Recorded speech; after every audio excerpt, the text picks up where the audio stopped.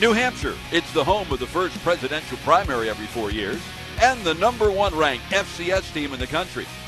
Today, the Wildcats will host the third highest scoring team in America. Fordham versus New Hampshire in football Sweet 16. Next.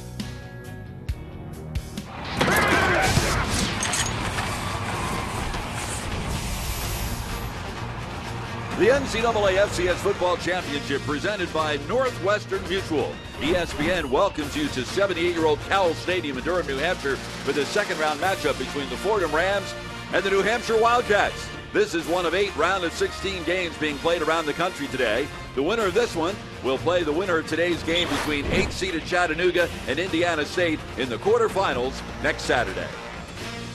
Hi, everyone. I'm Bob Picozzi, along with Matt Chatham, who is a linebacker on 3 Super Bowl championship teams with the Patriots. Thanks for spending your first Saturday in December with us. Matt, New Hampshire's in the FCS playoffs for the 11th straight year. It's the longest streak in the country, but they're also ranked #1 in the country, and with that ranking come benefits. Yes, a benefit I like. It's one of my favorite aspects, Bob, of the FCS. It's heavily weighted toward your regular season performance.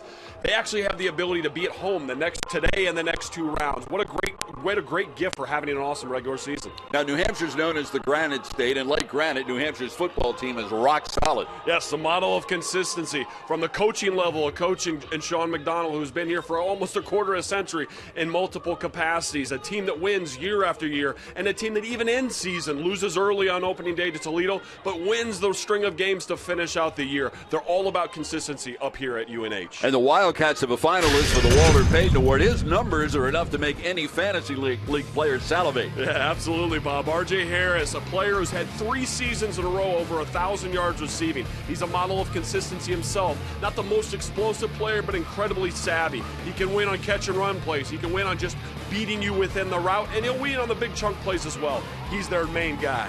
Now, Fordham is explosive. The Rams average 42 points a game. Their quarterback, Michael Niebrick, for the 2nd year in a row, the Patriot League Offensive Player of the Year, and he has an endless series of talented weapons. He does. This is strength on strength, Barb. Fordham says we've got an explosive offense, too. They've got 3 wide receivers, Brian Wetzel to Bucky Jones, my old teammate's son, and Sam Ajala. 3 guys that can be productive and be the leading weapon in a game. You never know which way Fordham's going to go. That's one of their strengths. It's been 98 days since New Hampshire lost a football game. Will the Wildcats extend their winning streak to 11, or will Fordham make it to the quarterfinals for the first time in 12 years? The opening kick is next. Welcome to Jimmy V Week for Cancer Research on ESPN as we continue our commitment to the V Foundation and Jim Valvano's dream to defeat cancer. I'm Bob Picozzi along with Matt Chatham, who played for the Jets and the Patriots. And we are in Durham, New Hampshire. First meeting between Fordham and New Hampshire. Winner goes to the quarterfinals. In the FCS playoffs, New Hampshire has the #1 seed, got an opening round bye. This is the weather. And so far, knock on wood, the weather's been pretty good. The forecast called for a 100% chance of rain. New Hampshire won the toss, elected to defer, so Fordham will return. And it is Chase Edmonds, the Rookie of the Year in the Patriot League, who returns the opening kickoff out to the 22-yard line. And from there, we get our first look at that high-powered Fordham offense, Matt, and a very experienced and talented quarterback in Michael Niebrick. Yeah, Michael Niebrick has been a stud for them. Unfortunately, he's coming off a week where the team had a little bit of turnover issues. They had 3 turnovers on that side of the ball, so it's an area of focus for them today. But what he does have is lots of places to send the rock. A lot of productive wide receivers and a young running back in Chase Edmonds that can get you yards as well. Edmonds led the Patriot League in rushing this year. He is the lone setback. Out of the shotgun, you won't see Fordham take a single snap under center all day. Handoff Edmonds, and the pitch back to Niebrick. He bobbles the ball, and he goes down. This will go as a sack to Matt Kaplan, who now has 3.5 sacks this year. Yeah, and I think it's the first sign we saw, what we sort of intimated in the open, that ball handling is going to be an issue today. It's a little bit nasty out here. You see the thing kind of sliding around in Niebrick's hand. Whoever's able to play best in the ball handling game may be your winner today. It started raining last night. There was a mixture of snow. It snowed a little bit overnight. No real accumulation. Whatever snow you see here was basically here before the weekend. Handoff to Edmonds. This time he'll keep it, and he will be tripped up on the play by Lamar Edmonds. Matt, who are the impact players when Fordham has the football? Well, for Fordham, I'm obviously looking at Michael Niebrick. He's got to manage the football. We talked about the turnover differential, keeping that to a minimum, winning that area of the game. I think Chase Edmonds comes into play here today because he needs to run the ball on the ground on a day where it's a little bit sloppy. You need that benefit as well. On 3rd and 10, Edmonds out of the lineup. Kendall Piercy is a much better blocker, so he's the setback alongside Niebrick out of the gun. They need 10. Niebrick to throw, steps forward in the pocket, and he will go down again. Kaplan and Cody Muller combining on the sack. For Muller, give him a half sack. That's 8th this year. He's 8th in the CAA, and a terrific defensive start for the Wildcats. Yeah, great job here by Cody Muller. Understanding sort of the conditions. They're playing an inside game. They really just collapse the pocket around him. Understand also that Fordham had some problems with edge pressure last week against Sacred Heart. This isn't a bit of a surprise. I'm sure that UNH watched that film as well and thought they had an opportunity here to get after Michael Niebrick and really disrupt this offense. 2 sacks on the very first series. In to do the punting will be Joe Pavlik. Back deep to return Casey DeAndrade, an all-CAA punt returner, makes the fair catch, and great field position for the Wildcats. They will begin at their own 49-yard line. This is a New Hampshire team that started the season against an FBS team, Toledo out of the MAC, and lost 54-20 and has run the table since. A school record 10 consecutive wins as the #1 seed. They had a bye last weekend, so they've had 2 weeks to get ready for this one, although they didn't find out their opponent until late last Saturday afternoon. The quarterback, Sean Goldridge, and he hands to Jimmy Owens around the right side. He's got the first down. He could go all the way. He's to the 10, the 5, touchdown. What a start for UNH.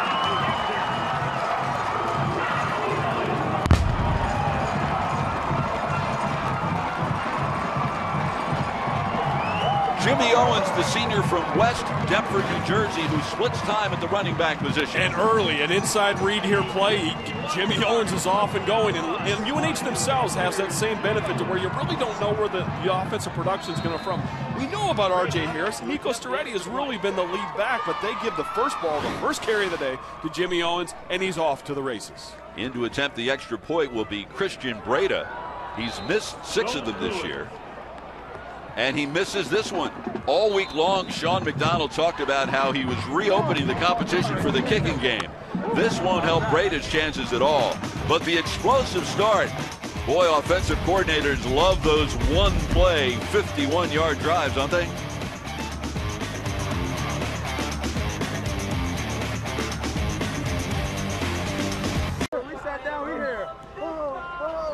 Jimmy Owens had a 51-yard run earlier this season. It equals his season high. Go ahead, Jimmy. You're on TV. You're allowed to smile. This is important stuff here. The winner goes to the quarterfinals. Great blocking on the edge for that one, Matt. Yeah, absolutely. I mean, that was a perfectly blocked play. Jimmy Owens does a great job of hitting the hole, and he showed some explosiveness there, but an awesome job from the tight end position and from the puller out in front of the play to just simply make it so there weren't many touches there on Jimmy. He gets to run free. He gets to run right through. You have no chance as a defense if you have no edge, and right there Fordham did not have an edge to the defense. Kicking off will be Christian Breda. Back deep to return. Near side Chase Edmonds. Far side Ian Williams, who had a terrific game last week with 2 interceptions in the first round home victory over Sacred Heart. Matt and I were on hand in the Bronx for that one. Second year in a row that Fordham's made the playoffs. Second year in a row they opened with a home game and a home win over Sacred Heart. A year ago they lost in the second round to Towson of the CAA. New Hampshire is the CAA champ this year. Short kick to Edmonds, across the 20, and he brings it out to the 23-yard line. And from there, Fordham takes over. The Rams are coached by Joe Moorhead, who is an alum. He was a second-team All-Patriot League quarterback, and he has done an unbelievable job. There are his numbers in 3 years. Inherited a team that won 1 game the year before he started. Sean McDonald, an alumnus at his school. He's the veteran. In his 16th year, he is the CAA Coach of the Year and is a finalist for the Eddie Robinson Award, which goes to the top FCS coach in the country. He won that award back in 2005. On first down, Niebrick with Edmonds the setback. 2 wide receivers to the left and 1 to the right. Niebrick appears to be changing the play. Play clock all the way down to 3. Handoff, Edmonds, straight up the middle.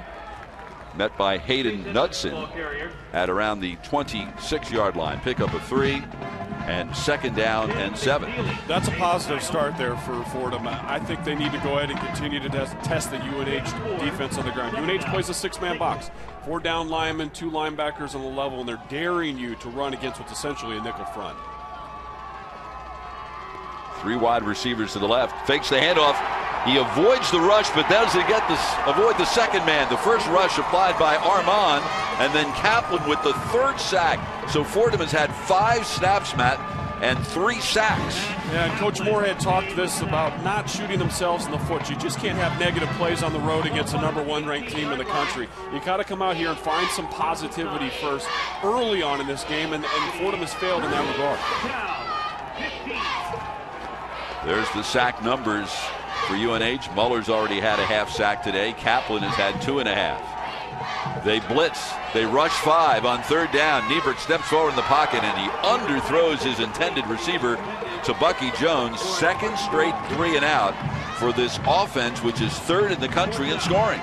Yeah, and actually credit Mike Nieberg there for understanding where the blitz came from. It got picked up okay. He does a nice job of stepping up, but throws a terrible ball. Throws it to Bucky Jones' feet. I actually thought he had a lot of real estate out in front of him, and I think it's important to note Michael Nieberg himself has been coming off of a knee injury that's limited him a little bit. He had that 10 yards out in front of him. At this point, sort of monitoring that knee, he feels a little more comfortable just simply slinging it. Not a good throw there. 3 weeks ago today against Georgetown, he sprained that left knee and left the game. DeAndrade calls for the fair catch. Again, good field position for the Wildcats at the 43-yard line. It's time for our Northwestern Mutual Planning for Success. And for Fordham, it's really winning the turnover battle, and I think a lot of that's just not shooting yourself in the toe. They need to be positive. Unfortunately, they've got a team on the other side in UNH who had 6 turnovers the last time they took the field against Maine. They need to stay balanced offensively. It's a team that tests you where you need to spread them out yourself. For UNH, it's all about Nico Storetti. I think they need to involve the run game. Now, again, Jimmy Owens goes out and has a big play like that, and forget it, you found that offensive production as well in another place. But you do need to win on the ground.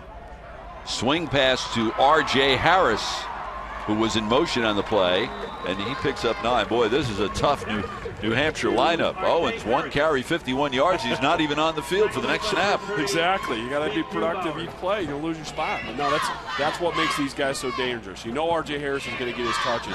When you find productivity other places, you're even that much more dangerous. That reception puts R.J. Harris over the 4,000-yard career mark, 2nd in school history.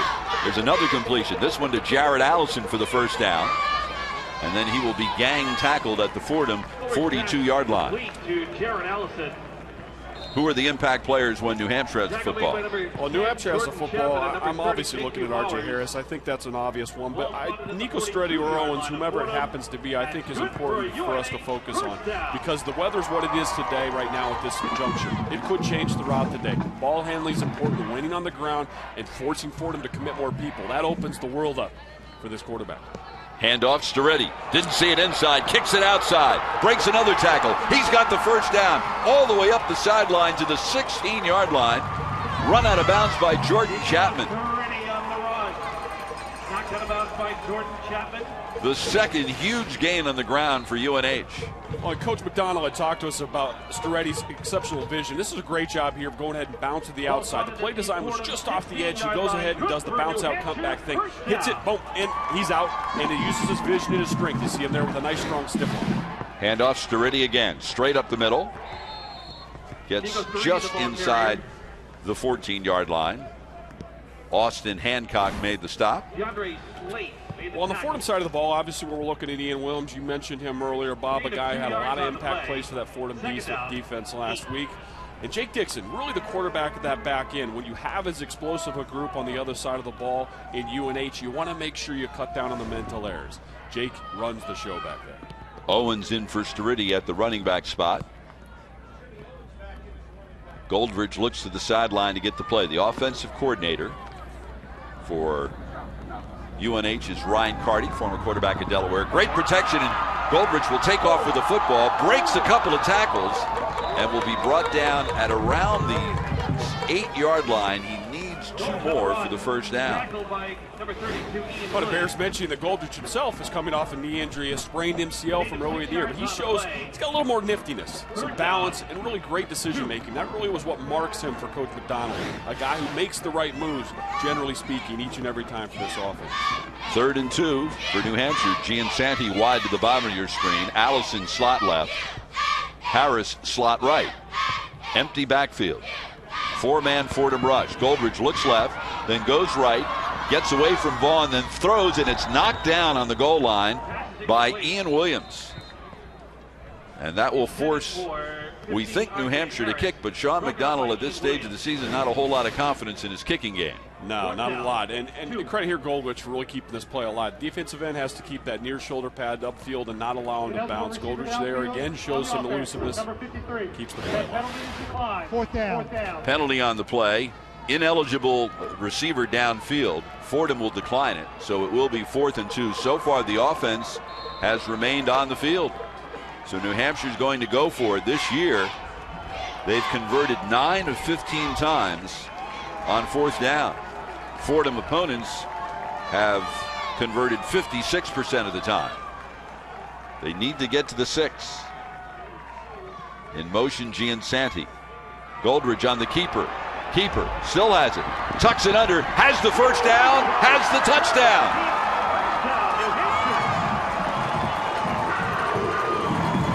Seventh touchdown of the year for Sean Goldrich, the junior out of Notre Dame High School in West Haven, Connecticut. Well, understand what they've done here offensively. They put the bunch formation into the boundary, giving all this space for Goldrich to work with. It basically becomes, we believe our athletes are better than yours at this time. As soon as he breaks, it's me on you. It's a 2-on-2 game. I can dump it, I can keep it and hold it. Ends up being more than just the 3 they needed.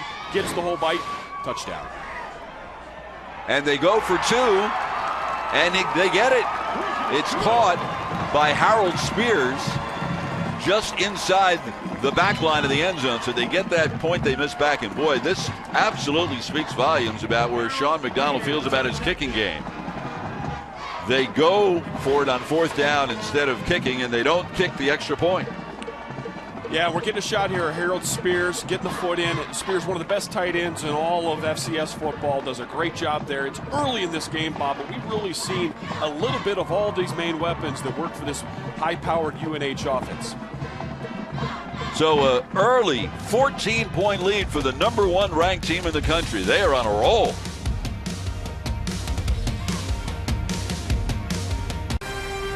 The NCAA FCS Football Championship is brought to you by Northwestern Mutual.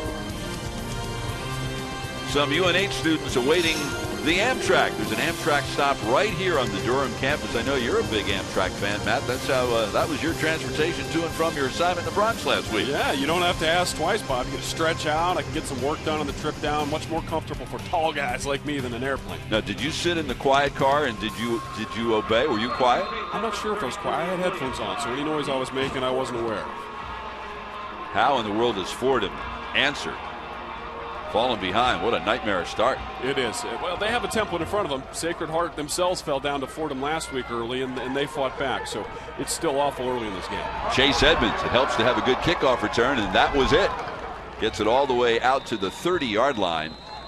As we look across the field, we're starting to see the development of some fog. So we've had a little bit of everything with the elements this weekend.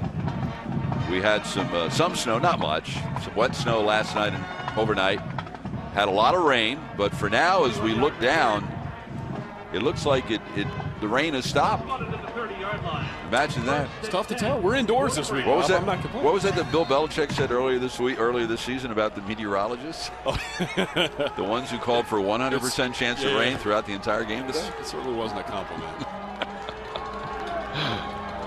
1st and 10 Rams. They average 42 points a game. They have a lot of time to catch up, but they're not going to do it that way. Evans is stuffed A 2-yard loss, and the New Hampshire defense has been relentless so far. They're relentless, and they're staying with 2 safeties high and able to stuff this run game with essentially 6 and just a nickelback down is that 7th. Blitzing the A-gaps here with a couple little twists, but they're getting after him. Niebrich needs to get the ball out of his hand. They need a catch-and-run play in the exterior. Get it into Bucky Jones' hand, get it into Wetzel's hand, something to get something positive, gets the football outside of this interior core. Takes the handoff, drops back to throw, and he's sacked by Saccone. That is the 4th sack of the ball game already for the Wildcats. Well, fool me once, I don't know how the rest of the saying goes, but the idea here is that this Fordham team cannot sit and drop back pass. They're getting crushed. They're losing interior line games. They're losing the battles on the edge of the defense. You simply got to go 3-step. If you want to throw the football, it has to come out of your hand. You have to go into the drop and come out of your hand immediately. There's just no time to 5 and 7 drop based on how you're protecting at this time. Fordham allowed 33 sacks all season, 6th in the 7-team Patriot League, so that was an issue. But it has become a huge issue today with 4 New Hampshire sacks. 3-man front for the Wildcats on 3rd down, and this will make it even worse. Delay game on the offense. 5-yard penalty, still 3rd down. Our referee today is Dwayne Height. Penalties have been a huge problem for the Rams all season. 108th in the country in that category. Dead last in the Patriot League with 73 yards per game. And Joe Moorhead, who's a very confident coach, has to wonder, what have we run into here? The 3rd and 24 is bad. Worse than 3rd and 19. Can I quote you on that? It is. Back to throw, and he's going down again. 9 snaps for Fordham, and 5 of them have resulted in sacks. Cody Muller was the first man to get to Niebrich. Well, as a pass rusher, they're watching that Sacred Heart film. UNH had to be licking their chops, thinking there were going to be opportunities. And this is just a 3-man rush. This is winning on the inside. An up and under move is a perfect move when the surface underfoot is a little bit questionable. It's a little bit icy, a little bit slick out there. Tackle sets hard outside. Muller does a great job of making the inside move. Niebrich right now just simply doesn't have a chance. You got to get the ball out of his hand somehow, some way.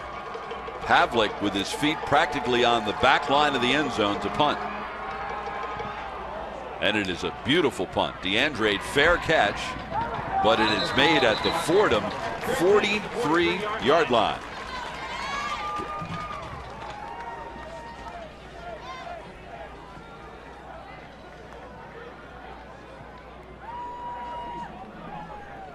If you laugh, you think, and you cry, that's a full day. That's a heck of a day.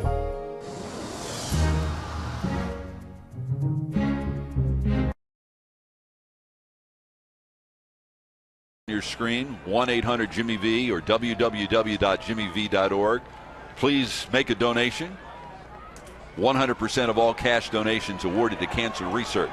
The foundation endorsement covers administrative expenses, and it's those of us who work at ESPN, there is nothing we are more proud of, our association with ESPN, than our company's affiliation with the V Foundation and the wonderful work that they have done and continue to do. Yeah, awesome fun there. Really good cause and something that really just gets you fired up to be a part of. UNH offense on that last play went back to the initial play that Jimmy Owens had that ran for the touchdown, went back to the well, got 7 more yards on it. Back to throw is Goldridge. Great protection. He looks long across the middle, and he's got his man. It's complete to Jimmy Giansanti for the first down. Jordan Chapman with the stop at the Fordham 24-yard line. 21-yard line. Giansanti is a guy that Coach McDonald really raved about, a guy that's really the unheralded player on this offense, a grinder, a guy who goes out, makes the tough catch, makes the big play when they really need it. May not be your stat leader, but he's a stalwart for this offense. 1st and 10 UNH. They've scored in their first 2 possessions. Goldridge starts to take off. He's hit. He fumbles the football, and it looks like Fordham has it. Coming away with the ball for Fordham was Brett Biestek, who was questionable for today. He is their best defensive lineman. Missed last week's game against Sacred Heart with a hamstring. He's been managing the hamstring, and the best thing you can do is just simply be smart, get upfield, knock the ball. This is actually Biestek falling on the fumble, but not actually causing it. It's worth noting Pickney is your guy who actually caused the strip there. It's worth noting that this UNH team, the last time they took the field, albeit 2 weeks ago because they got the bye, they turned the ball over 6 times against Maine, really kept them in the game. If you're Fordham, there's really one thing you can hang your hat on. You need to start playing better offensively. But UNH just has a habit of keeping teams in if they don't protect the football themselves. Denard Pinckney forced the fumble. Brett Biestek recovered it. On first down, Edmonds stutter steps, moves forward. Terrific effort. And he may have picked up a first down. It looks like he's about a half-yard short. Julian Turner made the start. So let's see if Fordham can use that turnover to turn this game around. It looked like UNH was going in to take a 21-0 lead. Instead, it's still 14 and the Rams have the ball. Handoff, Edmonds again. Straight ahead, has the first down at the 39. Matt, are you surprised that Fordham is running the ball as much as they are? No, I think they need to. Your quarterback is getting killed each and every time he drops back in a drop-back pass. So you have to establish something else to sort of earn the right to go back into a deep pocket again. At this point, feed Chase Edmonds or either do quick passing on the exterior. Just get the ball in your playmaker's hands. So far, 129 yards total offense for New Hampshire, minus 18 for Fordham. Those 5 sacks producing a lot of negative yardage. Handoff, Edmonds again. This time he gets very little. May have picked up a yard on the play. Shane McNeely made the stop. Really good stuff here by the UNH defense. They're not fooled twice. I think you give them a lot of credit here for being a team that learns from past lessons. The repeat plays that Fordham have run haven't worked. Repeat plays that UNH has run offensively have worked. That's their difference thus far. Initial hit made by Casey DeAndre, who is the only first-team All-League defensive player for the Wildcats. That was a covered sack. Niebrick had nowhere to go. Eventually he went down. Saccone was there along with Danny Riley. That's the 6th sack for New Hampshire. Well, this is a difficult situation for Michael Niebrick because the play design has 3 verticals in it. There's not much here for him to check down to. He doesn't have anything backside. His back is involved in the protection. Chase does actually a good job of doing the pickup. But when you haven't had much offense or productivity, sending 3 guys 25 and 30 yards downfield, that's a little bit questionable. You're going all shot or nothing. You really need to find some positivity at this point. That means some more intermediate plays. We have only played 12 minutes, and Niebrick has been sacked 6 times. Steps forward in the pocket, dumps it off to Kendall Piercy, makes the first man miss. Great effort, and it looks like he's got the first down. It looks like they're going to mark it at midfield. An unbelievable effort by the sophomore from Lutz, Florida, to keep the possession going. Yeah, great job here by Percy, and a great choice by Niebrick. I mean, this is a little bit of what I'm talking about. He goes into the drop back. We're going to see here a little bit of effort after the catch, running through the play, a little bit of 360 there in open space, and understanding at some point you got to tunnel. You got to get that head down and get that final yard, and he does. Piercy usually only plays on 3rd and long because he's a much better blocker than Edmonds. On first down, Edmonds gets the handoff, and he is hit behind the line of scrimmage by Matt Kaplan. And what a first quarter he is playing. Kaplan has had himself a game in about half of a quarter. He's done an exceptional job. Fordham has got to figure out a way to stop penetration. They're giving up inside moves. This is a slippery field. Make the guy go the long, hard way outside you. The last thing you want to do is give up an inside move. So far, New Hampshire has completely held Fordham's passing game, the 2nd best passing offense in the country. They have held them completely in check. Those 6 sacks have an awful lot to do with it. Niebrick to throw, completes to the tight end Malkowitz, and he'll move ahead very close to the first down. Looks like he has it. They're going to spot it at the New Hampshire 40. Shane McNeely made the spot. Looks like Malkowitz might be limping a bit. He left last week's game with a sprained knee. When you see the benefit, really the advantage the offense has here, Malkowitz makes the one simple cut. Defender slides by. It's a slippery surface, so maybe drop back passing really isn't the thing to do now. Get the quick passing game going. Get it out in your hands where the offense has an advantage because they know what cut they're going to make. Defenders don't. 14-0 New Hampshire. A little over a minute to go first quarter. 2nd round of the FCS playoffs. The winner will play the winner of the Chattanooga-Indiana State game in the quarterfinals next week. Fumble. Edmonds picks it up off the turf, and with a great ad-lib has the first down. Still on his feet inside the 15-yard line. That was one of the greatest runs you'll ever see. Disaster averted when Edmonds did not follow the ball. He picked it up, and he takes it all the way inside the 15-yard line. Yeah, great way to phrase it, Bob. Disaster averted. Edmonds here, you see the balance, you see the vision, you see the explosive. Watch him finish off that run. Safety steps up, can't make the play. Handoff Edmonds again. This time a little more traditional run, and he picks up 3.5 more to the 10-yard line. Now, if Fordham doesn't want to, they don't need to snap it again. But they are a hurry-up, no-huddle offense, so they're 19 seconds left in the quarter. They're not used to waiting 19 seconds. Even when they were ahead last week against Sacred Heart, and the strategy called to milk the clock, they were in that hurry-up mode. Game clock down to 3, 2, 1, and the quarter will end. So it was a very explosive start for New Hampshire. The Wildcats scored on their first play from scrimmage, a 51-yard run. They scored again on an 8-yard run on 4th down by Goldridge. At the end of one, the number 1 ranked team in the country leads 14-0. New Hampshire leads Fordham 14-0 as we begin the second quarter. The Rams not only trailed 14-0, but New Hampshire was driving, then Fordham turns it around. They forced the fumble. Denard Pinkney knocks it loose. Brett Beestick recovers. And then the Rams pick up after a bad exchange, pick it up off the turf, and Chase Edmonds scrambles 30 yards to the first down. And as we begin the second quarter, Fordham knocking at the door, 2nd and 7 at the New Hampshire 10. So it looked like they might fall behind 21-0. And now, if they convert here, Matt, they can cut it to 14-7. That's a 14-point swing. Yeah, what an incredible sort of turn of events there. And if you're UNH, you have to understand you're a player in this. You're a party into why things have changed.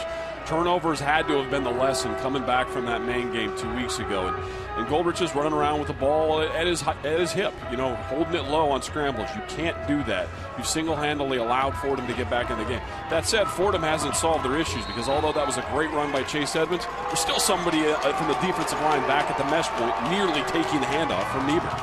For those of you who just joined us, Michael Niebuhr has already been sacked 6 times in the game. He was sacked 5 times in his first 9 snaps. Niebuhr to throw, looking. It's caught by Wetzel. He does not get into the end zone, but he's got the first down at the 1-yard line. He caught 2 touchdown passes in the first round win over Sacred Heart. Oh, that's important to note. I mean, we haven't even said Brian Wetzel's name yet today. I mean, he's as dangerous as R.J. Harris is on the other side. He's an extremely productive receiver himself. You got to find ways to get the ball in that guy's hands. Rolling on the field is a completed catch. Previous play is under review.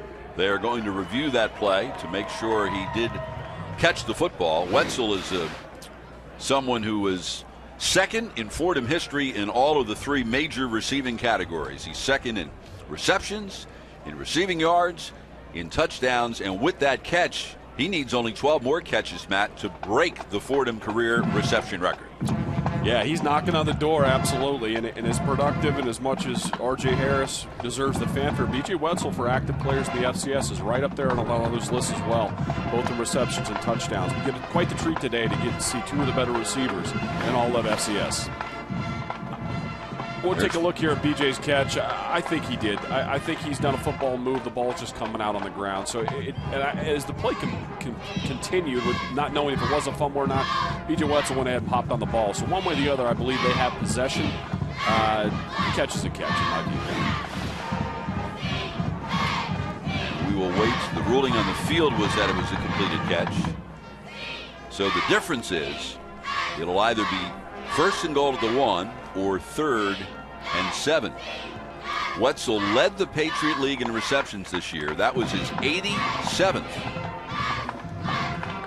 Fordham with 3 1,000-yard receivers. Wetzel led the league in catches. Tabucky Jones was 2nd. Sam Ajala was 5th.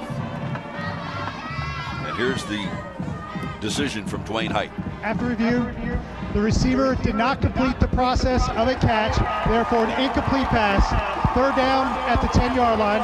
Please reset the game clock to 14 minutes and 56 seconds.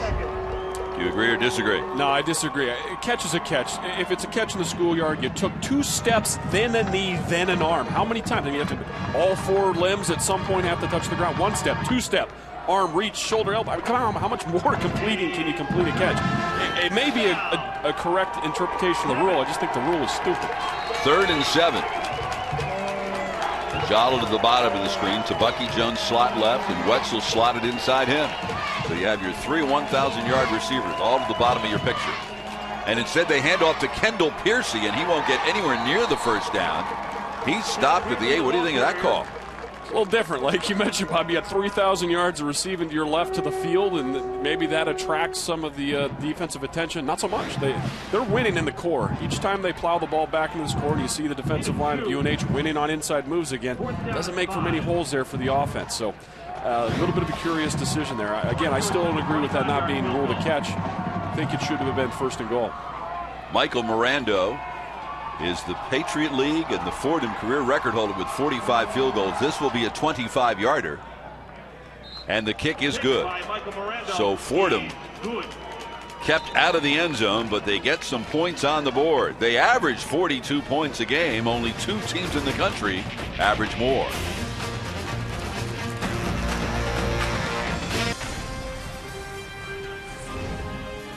Bob Picozzi, Matt Shannon back in Durham, New Hampshire. 2nd round action in the FCS playoffs. Fordham has just driven 65 yards in 12 plays. Took 5 minutes and 41 seconds. And Michael Mirando with a 25-yard field goal. His Fordham career record breaking 46th. So Fordham is on the board. This is a Fordham team trying to get to the quarterfinals for the first time in 12 years. Kickoff return by Dalton Crossan at his own 9. And takes it all the way out to the 35-yard line. Last year, New Hampshire went all the way to the semifinals and got off to a great start at North Dakota State when Stephen Timms intercepts a pass and runs it back 38 yards to give New Hampshire the lead. But that high-powered North Dakota State offense took over. 50-yard touchdown pass from Brock Jensen to Zach Robb. North Dakota State rolled the rest of the way, winning 52-14 to go on to the finals, where they then met another team from the CAA, Towson, and beat Towson in the championship game. There's a score of interest to both these teams. Chattanooga leading Indiana State by 7 second quarter. The winner of that one meets the winner of this one in the quarterfinals next weekend. Goldridge scrambling, and he will be run out of bounds at the 47-yard line. This is the bottom half of the bracket. North Dakota State, the 3-time defending national champion, seeded number 2, playing fellow Missouri Valley Conference team South Dakota State today. Those are 2 of the 5 teams. Number 69, 10-yard penalty, still first down. Alexander Morrow called for the hold. 5 of the 16 teams left matter from the Missouri Valley Conference, 3 including New Hampshire from the CAA. Yeah, that North Dakota State, South Dakota State is a rematch of my old conference. Used to be called the NCC in Division II. Both schools have moved up and done quite well. That North Dakota State team does have the loss in their schedule, I believe, to UNI. But many in the country still believe that North Dakota State squad might be your best team that's out there in this tournament. In fact, the day of the selection when New Hampshire was seeded number 1, Sean McDonald said North Dakota State probably still is the best team in the country. But we understand they lost to Northern Iowa and they dropped in the polls. On the end around, Dalton Crossan will get some of that penalty yardage back to the 36. Tackle made by J.Q. Bowers, and Northern Iowa is another one of those Missouri Valley teams. Absolutely. We're going to take a peek at the blocking out here on the edge. Crossan, not a guy you see a ton of, but the wide receiver position doing an exceptional job there, locking up the defensive back and not getting off and making a play. Dalton Crossan, a 5'11", 207-pound sophomore from Lake Ronkonkoma, New York. It's out on the island, not that far from Fordham campus. Pass completed across the middle to the big all-league tight end Harold Spears, and he's going to be about a foot shy of the first down. Coach McDonald talked to us during the week about the importance of lots of different people getting touches. We mentioned Crossan, just bringing him and getting him involved. Starting the game with the running back getting touches, we didn't see much of in Jimmy Owens. Now Spears is getting involved. R.J. Harris isn't the only place they can send that football.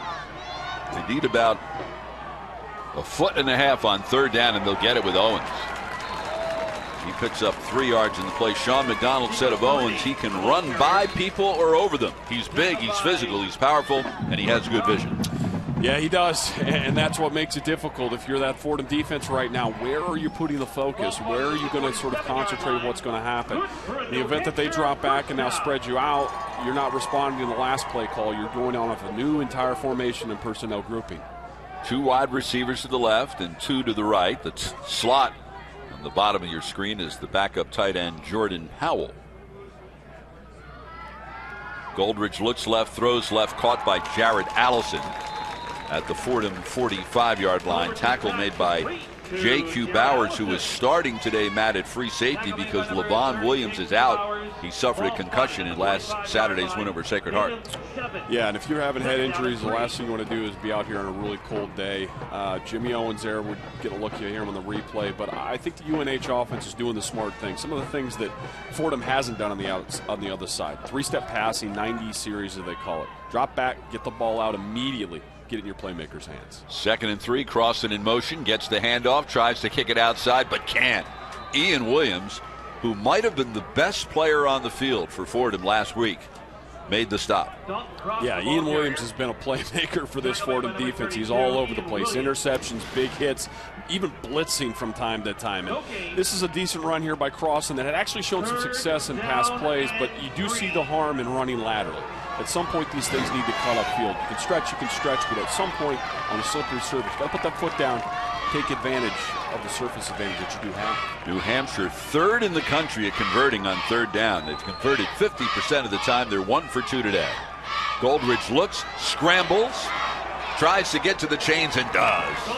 Run out of bounds by Denard Pinckney. Sean McDonald said of Goldridge that he has everything you want in a quarterback, and he finds escape hatches and makes plays with his legs. He does, and he takes advantage of a defensive lineman here that peaked, we often call it. You have a decision on a guard. You're going to make you have a 2-way go. He makes the wrong decision. He goes left. Goldridge does the right thing and pulls it down and goes right. So he pulls it down. We see he actually has that quickness, something from Michael Niebrick, who's coming back from a knee himself, doesn't have. Goldridge is out there, a little fleet-footed, makes a conversion all on his own. He missed 5 games this year with a sprained MCL. This is his 4th game back. Bubble screen to Jared Allison, and he cannot get by J.Q. Bowers on the perimeter. No gain on the play. Good shot there also of the quarterback Goodrich, really is a consistency and his accuracy.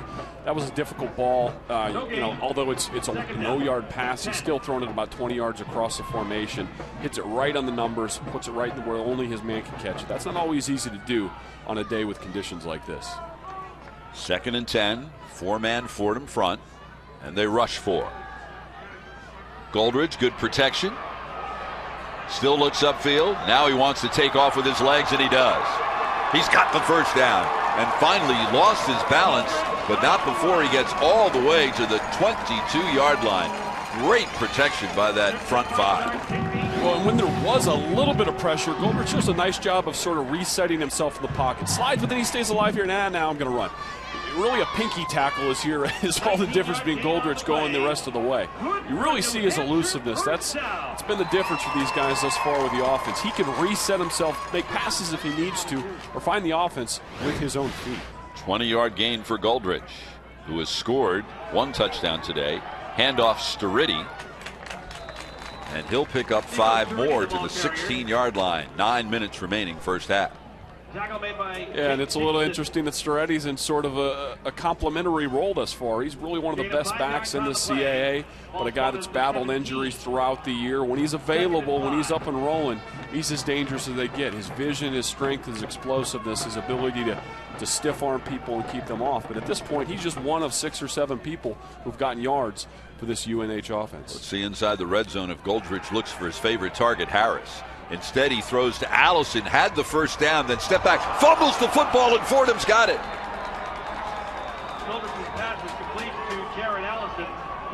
The ball was recovered by Bowers, getting the start at free safety because of an injury. 2nd turnover for the Wildcats. The first turnover for New Hampshire may have prevented a score, and Fordham turned around and drove for a field goal. New Hampshire was knocking on the door again, and the turnover comes back to bite them.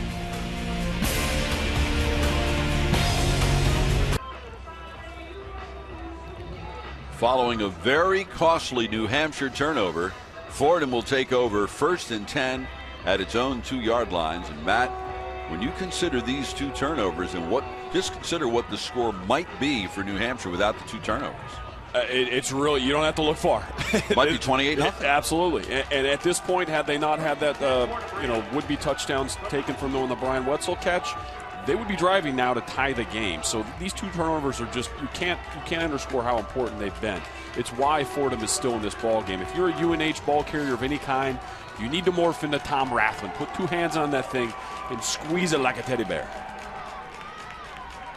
On 1st down, the handoff goes to Edmonds, and he gets good yardage all the way out to the 9-yard line. You have to figure that Fordham has to be petrified to drop back to pass in their own end zone since they've been sacked 6 times today. Well, beyond that, you have really good catch-and-run players in Jones and Wetzel, and Samajala, who we haven't even mentioned. So you have the weapons and sort of the know-how to do it. You don't need to drop back. You don't need to run go routes and deep posts. You can just simply get it in your guys' hands and find out if they're better than who's covering them. DeAndre is lined up opposite Ajala on 2nd down. Handoff Edmonds. Huge hole. Edmonds with the football. Being chased from behind by Ross. He's not going to catch him. Chase Edmonds is going to go all the way 92 yards for a touchdown. Costly turnover indeed. Well, yeah, you couldn't say it anymore. How costly is it? And how explosive is Chase Edmonds? Hits the gap, gets going, and this is the danger you get into a little bit when you play those nickel fronts. You play the thin lines. If he breaks through and you're playing 2 safeties out wide, right down that middle of the field, right in the heart of the field, there's some space. Chase Edmonds found it, and he ran away from everyone. In to attempt the extra point will be Michael Mirando. No, they're going to go for 2. Why go for 2 this early in the game? It's a great question. Niebrick rolls right, then throws all the way back to the left to one of his offensive linemen, Mason Halter, a first-team All-League tackle. Not only that, that ball was thrown laterally, wasn't it? So that even was, if he didn't catch that ball, it would have been a fumble. Now, I don't understand. Unlike New Hampshire, Fordham has no concerns with its place kicker. They have a place kicker who holds the Fordham and Patriot League record for most career field goals. He's 63 for 65 on extra points. All right, Matt, why this call? UNH, you fumble, you're dumb. You know what? We can be dumber. We're going to throw passes to our offensive line.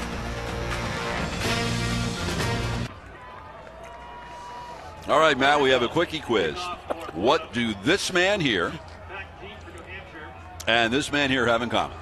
Well, Mason Halter is the answer is nothing. Nothing. You know, you remember my keys when I talked about Mason Halter in the passing game? Wasn't that on there? Good grief! And you know what? It's not that it's the first time you've seen Jumbo Elliott used to run passes in the back of the end zone. Occasionally, you'll throw a ball to a tackle, but not a tear screen. You know, you give him the hard play action, let him go hang on the back line. On the kickoff, Dalton Crossan will run it out, and tackled by Ian Williams is just all over the place at the 26-yard line. So Edmonds goes 91 yards for a touchdown. It was the longest run for Fordham this season. And then the 2-point conversion. Well, first of all, it was set up. New Hampshire's about to score. Jared Allison, after the catch, fumbles the football. Then on the second play of the drive, Edmonds, 91 yards for a touchdown. And by the way, for Chase Edmonds, that's his 23rd touchdown run of the year. Then the 2-point conversion, and the quarterback threw the ball laterally to his offensive tackle, Mason Halter, who did a great job of catching the football. But that was about it. He was a good, 10, 12 yards short of the end zone. Yeah. And he could not make the first, second, or third man miss. Well, I was just about to highlight the great blocking on the exterior by New Hampshire. On the offense, number 89, 10-yard penalty, still first down. But apparently they were holding. So it seemed to me that, wow, they really got them locked up on the outside. They absolutely. Here you'll see on the right side of your screen, locked up here, number 89, coming up here in just a second, locked up. Harold Spear. Got him viced a bit. Actually, I think his hands are inside. I usually give that to defensive players. If the offensive guy doesn't surrender the hands, doesn't try to get them off, he's got him in your chest. I I'll call that a hold. And I'm a defensive player, so I think he actually did a nice job, especially with him not getting out to an edge. So that'll push it back to the 16 and make it a 1st and 20. In motion, the tight end Spears and Dalton Crossan. Goldridge to throw, looking deep upfield for Crossan, overthrown. Had a half step on his man J.Q. Bowers, and that'll bring up a 2nd and 20. Well, you had to figure as a drive starter, well, not a drive starter, coming off of a penalty, but it's the first shot we've seen from UNH. It's the first shot downfield. You've set that up. You've done a good deal of work, but it's interesting on that sort of and long situation. They didn't go with a get back on track play. That decision now leaves you at 2nd 20, which might tell you draw a play, maybe a screen, something to get half this back so the 3rd down is more manageable. 2 receivers to each side on 2nd and 20. Handoff Jimmy Owens. Straight up the gut, and he picks up 4, but leaving a 3rd and 16. New Hampshire has had great success in its history against teams from the Patriot League. 17-2, including 2-0 in the FCS playoffs. They beat Colgate in 2005, and a year ago they beat Lafayette in the 1st round. 4 teams from the CAA made the FCS playoffs, and 3 of them survived the 1st round. The blitz, the pass is caught by Giansanti, but he'll be about 8 yards shy of the 1st down. Bowers made the stop, and he is doing a terrific job filling in at free safety. Giansanti's limping there a little bit. You're right, though. Bowers does a nice job stepping up, making the play. You know the distance, you know the sticks. Allow the reception, get them down. Really tough here to judge 3rd down percentages and 3rd down conversion rates when we're seeing a lot of 3rd and a mile, 3rd and 20, 3rd and 18. The issue isn't so much on your 3rd down execution. It's all the things that are happening prior to that.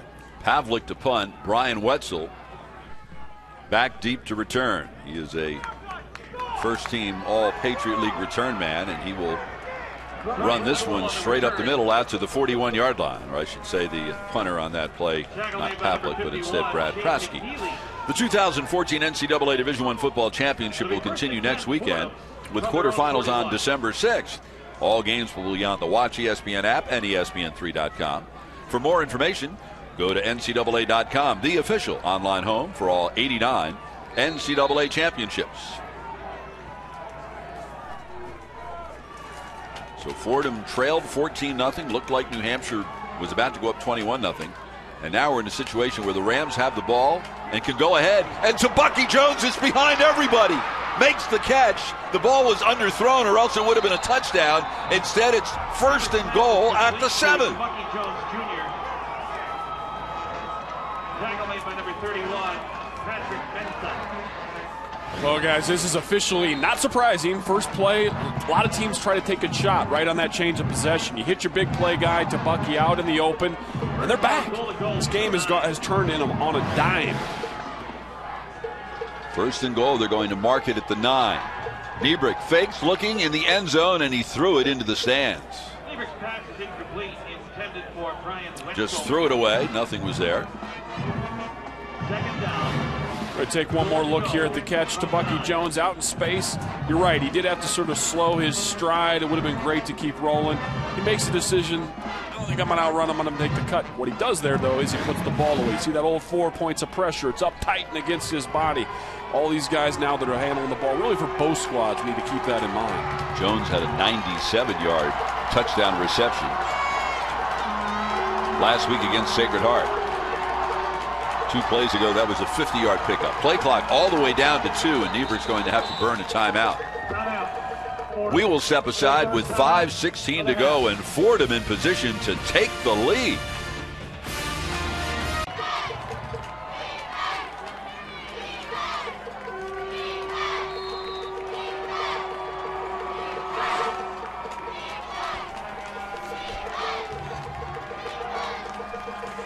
Out of the timeout, Niebrick to throw. End zone incomplete. Broken up at the last minute.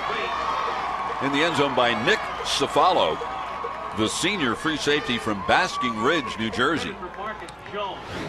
Really a dangerous play here. You have your sort of extra fleet player. You see you're rolling across back to the middle of the field. In the event that you do catch that, you're probably going to get your receiver killed. So Niebrick missed him on that one. Probably a good thing.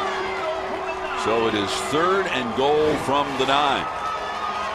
Again, Niebrick has 3 receivers with more than 1,000 receiving yards this season. Kendall Piercy is in the backfield. Ojala is to the bottom of your screen. And Marcus Jones is inside him. So 4 wide receivers on this play. Niebrick looking, throwing, end zone, incomplete. Cefalo broke it up again. Intended for Tebucky Jones. Back-to-back outstanding plays by the free safety. Yeah, great job there. And Tebucky Jones has to go up and high point this ball. You got to go get it. Fordham offense is tight. You can really have thrown a blanket over the offense. So you knew all the routes are going to go out and outside and use the width of the field. He needs to slow himself down. The defender probably runs into him if you sort of chop and then go high point. He tries to run it out and just basket. Can't make the play that way. 27-yard field goal attempt for Michael Mirando, who made a 25-yarder in the first quarter. And the kick is good. So sparked by the 50-yard completion on the first play of this possession from the quarterback Michael Niebrick to Tebucky Jones Jr. Fordham settles for a field goal, and Joe Moorhead's club is pulled within 2. Yeah, and really, if you're the UNH defense, you have to feel pretty pleased. You've given up a couple huge plays, and they've really only got 1 score out of it. So after that Tebucky Jones play, not going for 6, you hardened the granite thing, held him to a field goal. That's actually a win. The Fordham football program began way back in 1882. It actually went dark for 15 years following 1954. They were a national power in the 30s and the 40s. They resurrected in 1990 in the Patriot League. Their counterpart, New Hampshire, has been around much longer.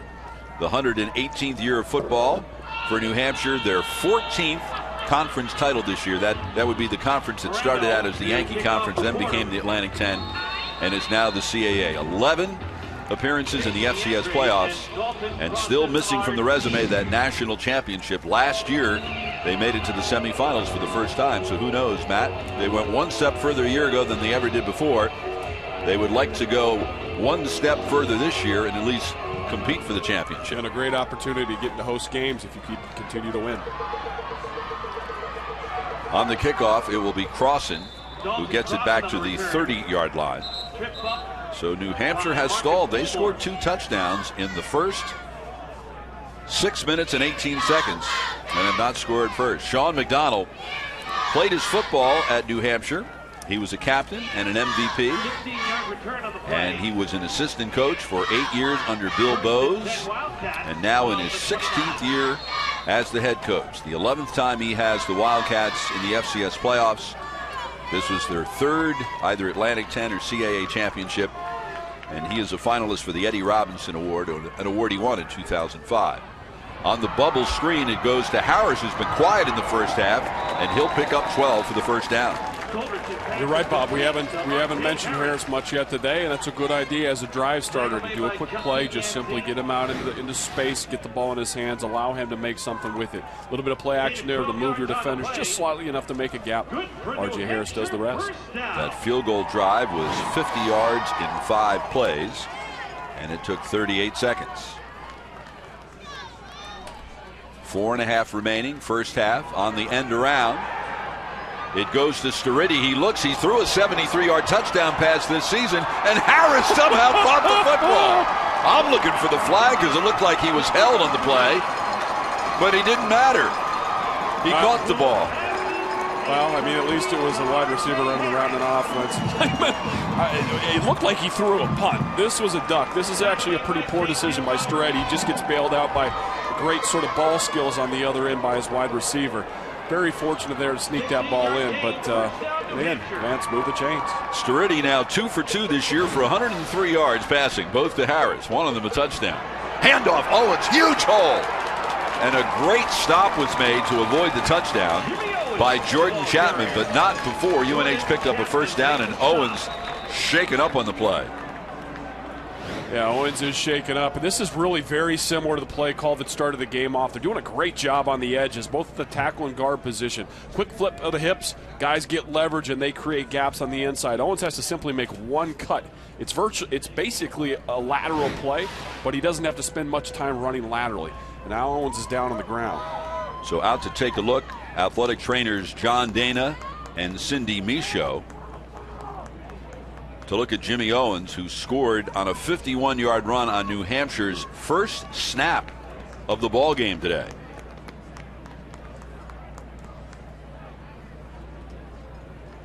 New Hampshire has a 10-game winning streak. Since losing on opening day to Toledo, an FBS team that won 7 games this year in the MAC, they have not lost. They have won 12 straight home games. That ties the school record, Matt. They've won 21 of their last 22 at home. And you see there with R.J. Owens, they're doing some stability tests on his knee, which is usually an indication, and obviously as Jimmy's grimacing in there, that it's not a good thing.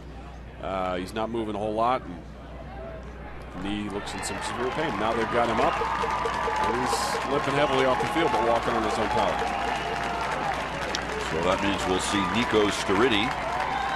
The two of them have formed a good tandem at that running back spot. Sturriddy rushed for 286 yards this year. Owens 567. There's the tackle. Really a kind of a textbook tackle, wasn't it, by Jordan Chapman? He's down low. Owens is a guy who runs with great pad lean, so you got to get down there and get underneath him. Does a nice job of sort of rising blow, getting underneath it. And I think putting the helmet there right on the knee is what shook him. But hopefully that's just a contusion. You're not talking about ligaments moving or tearing or twisting. That's just maybe something that just simply got popped in the wrong place. 1st and 10 at the 12. Goldridge to throw. Looks, scrambles, takes off, and he will be brought down from behind by Nick Marino. Now, Goldridge has done a great job throughout the day of deciding when to run. I think that was one where he ran from a pocket that had not yet closed. He hauls it down and sort of ran into the tackle. It allows the defensive ends and defensive tackles to retrace. They weren't done pass rushing, but he's going to jump in your lap. You go ahead and make the play. 2nd and 9. He picked up 1 on the play, so it will not be a sack. True enough. 3 receivers to the top of the screen. Handoff, Sturriddy. He is hit at the line of scrimmage, tries to kick it outside and does, and Sturriddy will score.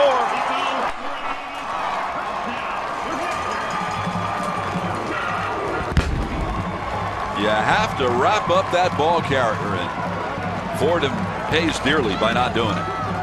What a great run here by Nico Sturriddy. And again, by play design on the front end of this, it's a bunch to the other side of the field. If Nico's going to bounce out, as soon as he bounces this way, once he clears the first defender, there's no more edge. There's no more to the offensive formation. It's all on the other side of the field, meaning those defenders are with him as well. Once he bounces out, there's nothing left there to tackle him. Brad Praske will be in to attempt the extra point, his first attempt of the season. Breda missed his first attempt, and after the second touchdown, they went for 2. So Praske makes it, and New Hampshire, on the strength of the Sturriddy touchdown and the big pass from Sturriddy to Harris, the key play of that drive, and the Wildcats open up a 9-point lead. Yeah, Sturriddy had a hand on a lot of it. Very fortunate in the first one, and capped it with an excellent individual effort on the tail end of that thing. Great balance, vision, which is what Coach McDonald had mentioned to us about, really one of his top strengths. The ability there to kind of understand how the formation was built, understand that everything was to the other side. If it was plugged in front of him and he had an escape hatch, he needed to go to the weak side, and he did. It was an incredible decision and a great individual run. 71-yard drive, took 5 plays, and 1:53, concluding with Sturriddy's 4th touchdown of the season. Sean McDonald says when healthy, Sturriddy is the best running back in the CAA, but he really hasn't been healthy all year. He's not a shaker, but he is explosive. The senior from Toms River, New Jersey. So Fordham defensively had really stopped New Hampshire after those first 2 possessions of the game, and of course those 2 turnovers helped stop them, and New Hampshire finally bounces back.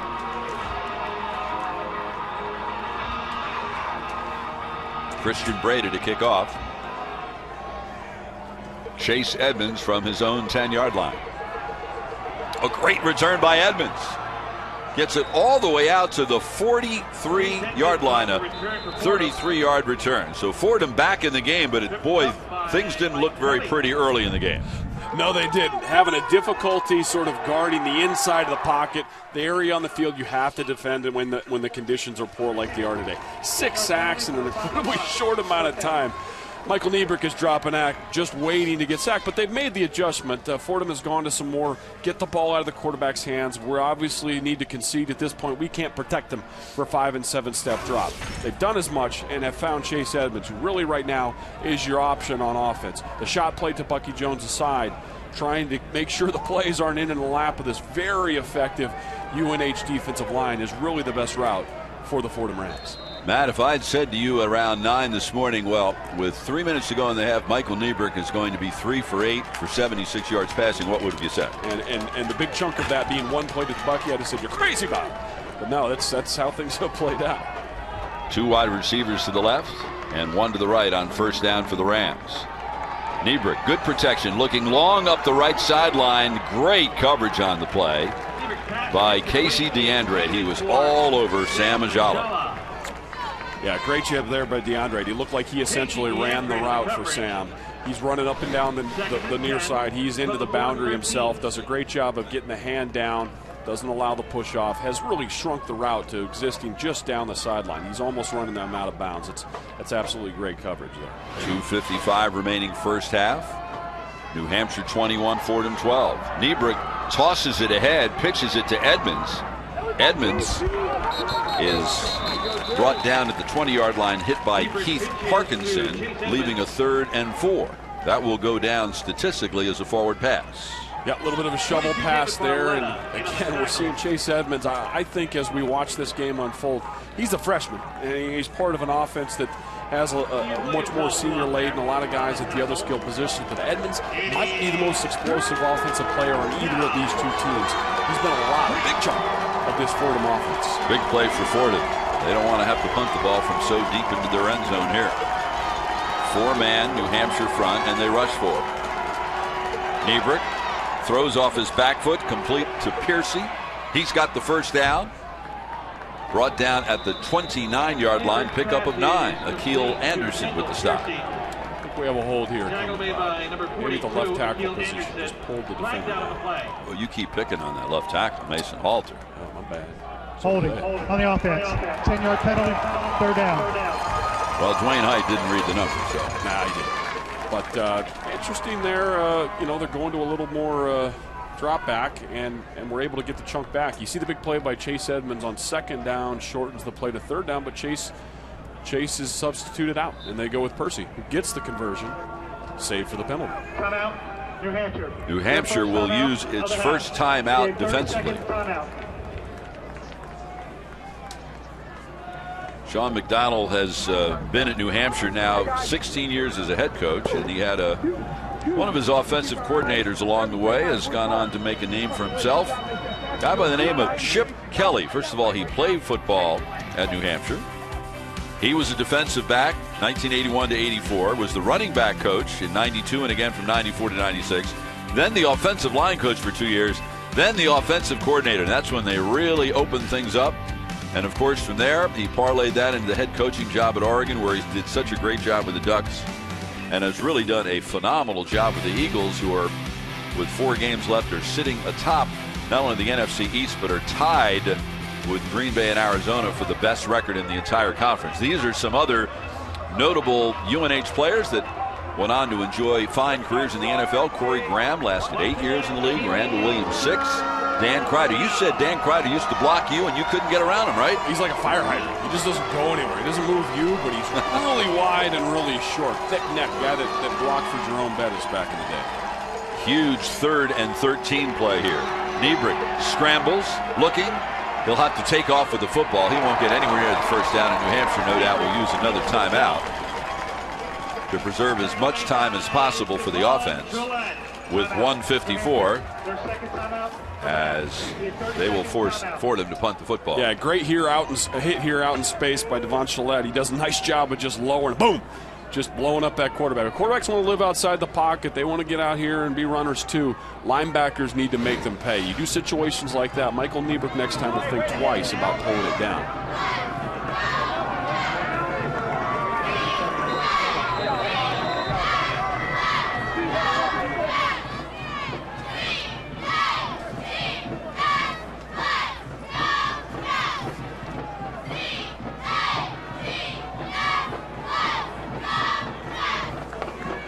So into punt now will be Joe Pavlik, 5th best punter in the Patriot League. Casey DeAndre, first-team All-CAA punt returner, back deep at the 49, so New Hampshire should get great field position with 1 timeout left.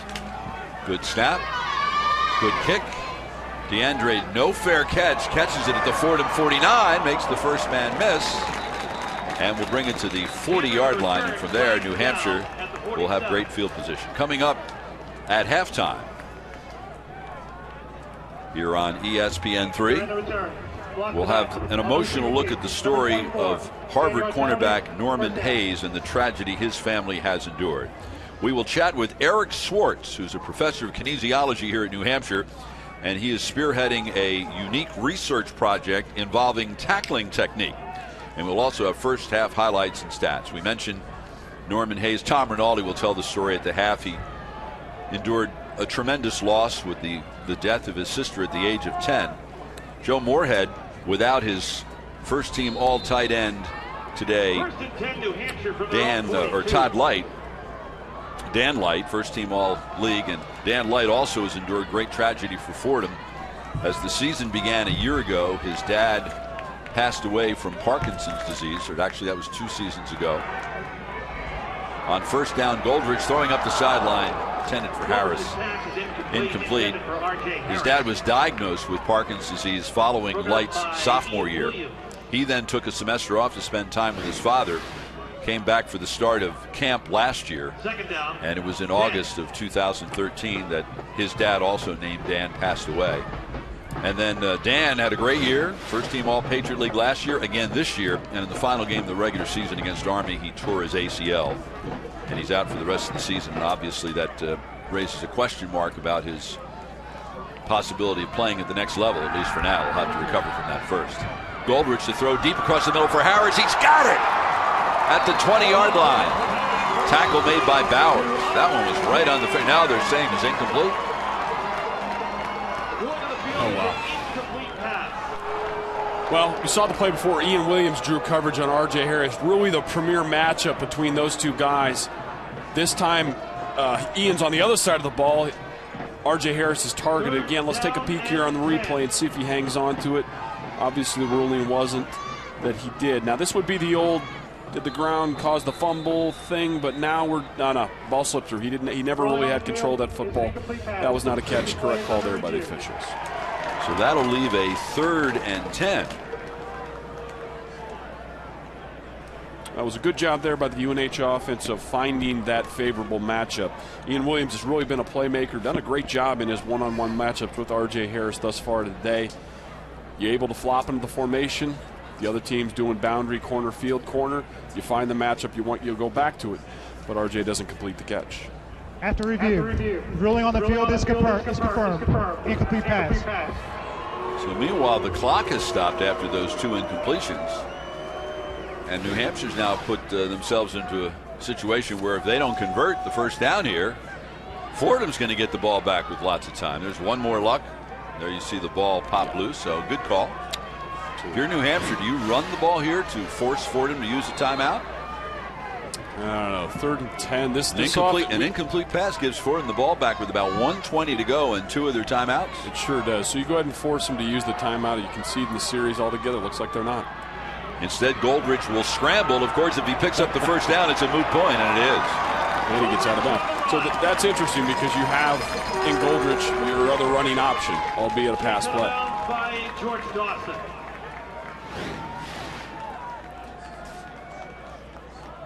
Now, one of the things you don't want to do as a defensive end is get upfield past the quarterback, especially one that runs as well as Goldrich does. But yeah, almost a late hit there out of bounds. That was a close one. was definitely across the sideline. Wasn't a very hard hit. Goldridge to throw, looks over the head of Harris, and that was a little hit after the play.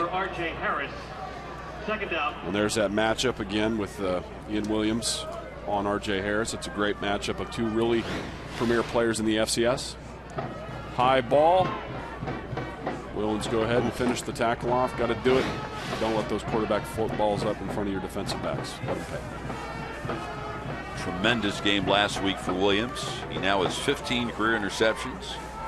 His 5 interceptions this year leading the Patriot League. Goldridge looking, takes off with the football again. He lunged forward. They're going to mark him short of the first down, so the clock won't stop. It'll be 3rd and less than 1. 1 timeout left for New Hampshire. 1:08 remaining. Something to keep an eye on here. Goldridge continues to scramble with that ball low around his hip. Needs to put that thing away.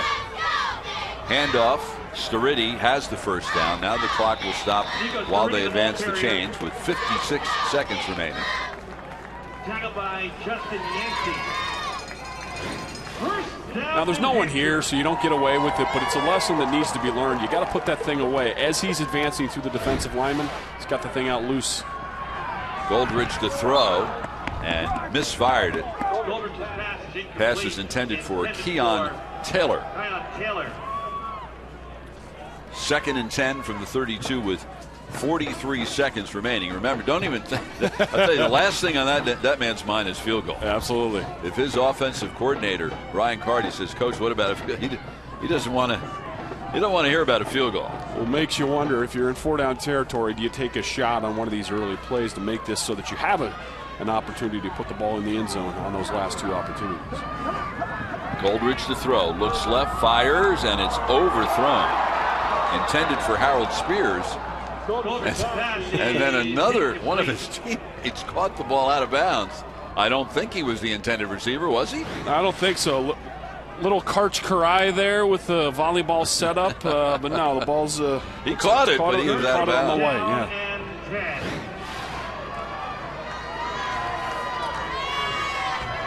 That's where the offensive coordinator Ryan Carty watches the game. They're up above us. So it'll be 3rd and 10. This is definitely 4-down territory. They're not punting from here, and they're sure not trying a field goal. But again, it's a moot point. He completes the pass for the first down to the big tight end Spears. 32 seconds left. Clock is stopped while they advance the chains, and Sean McDonald wants to use his timeout here anyway. So New Hampshire will use its final timeout. So it is 1st and 10 at the 20. I mean, we keep making fun of the New Hampshire kicking game. There's a lot to make fun of. Breda missed the extra point after the first touchdown today. He is only 35-42 on extra points this year. Following their second touchdown, they didn't even go for the kick. They went for 2. And then on their third touchdown, they used the backup place kicker, Brad Praske, to kick. So with that in mind, Matt, do you conceive any sort of scenario in these final 32 seconds where Sean McDonald might try a field goal? Maybe it depends on ball placement. If he gets it out wide on the hash, it's probably a no-go.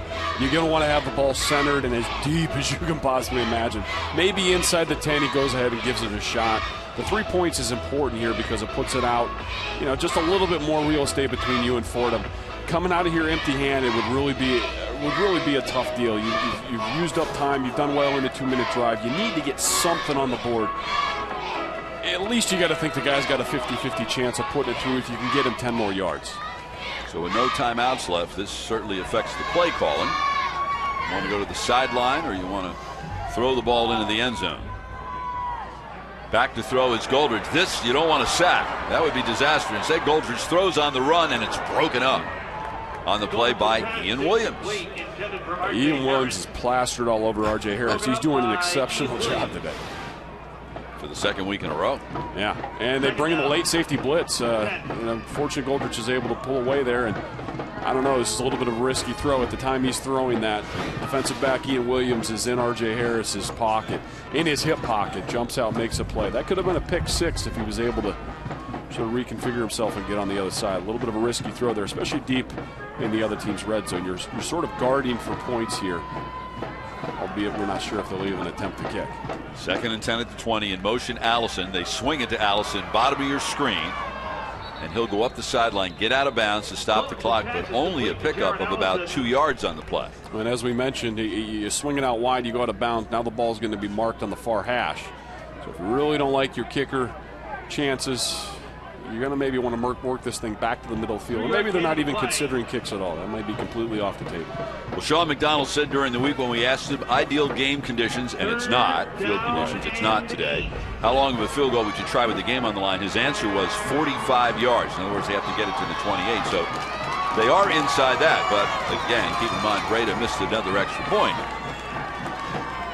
3rd and 8. Goldridge to throw, fires. This will be caught short. That's a clock eater. The clock is going to run. They're racing the field goal unit on the team. I don't think they're going to get the playoff. Now, for some reason, the official is telling the clock to stop. I don't know why. It certainly is a tremendous advantage for New Hampshire. Why would they do that? It looked like one of the Fordham players is down on a knee. Probably the wrong time to get hurt. Wow. If you're your teammates, you drag him and throw him out of bounds. You got to keep that clock rolling. Unbelievable. It's a really bad time for you to go down. That could cost Fordham 3 points. Just situationally, you need to understand the difference between hurt and injured. If you're not injured, get up. Stand up. Just stand there so they can finish the playoff. You might have some pain, but you got to fight through it because you really had a stoppage of play here based on your owie. So you want to make sure that your team is able to get out there and force them to do the hurry-up field goal. Now, let me ask you something. Do you think about spiking it here so that you don't have to rush the snap on the field goal?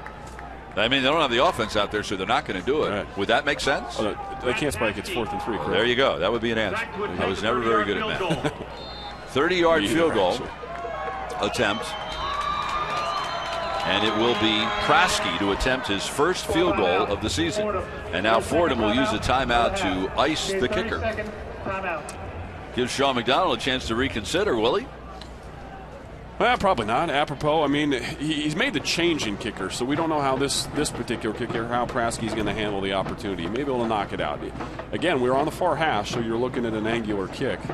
But this is a distance that most collegiate kickers should be able to be a chip shot. So at this distance, you have a decent chance. And icing, it's cold anyway. Everyone's iced here.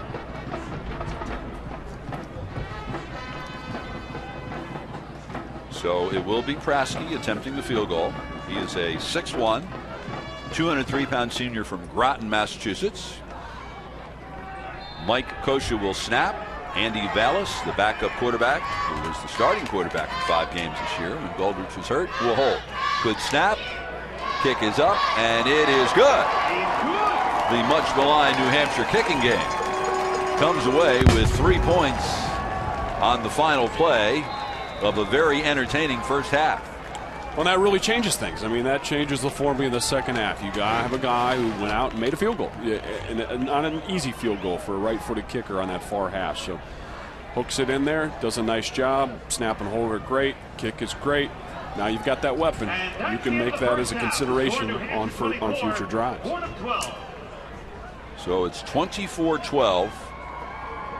New Hampshire leading Fordham at the half. The winner of this one will play in the quarterfinals next weekend against the winner of the game between 8th-seeded Chattanooga and Indiana State. And we are hooked up with New Hampshire coach Sean McDonald, Sean, Bob Picozzi, and Matt Chatham up here in the press box. First of all, let me ask you about your kicking game. Why the decision so early in the game after your second touchdown to go for 2 points?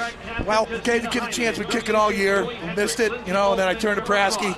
He's a senior. I trusted him. He just banged one home and made me look good. Great job by the kid. Hey, Coach, what are we telling the guys at halftime? You're going to go in here after an up-and-down first half. What's the message to the kids? Hang on to the football. When we've turned the football over, we've given up drives, and they've taken advantage of it. Next thing, start tackling a little bit better in open spaces, fill the gaps, play our game.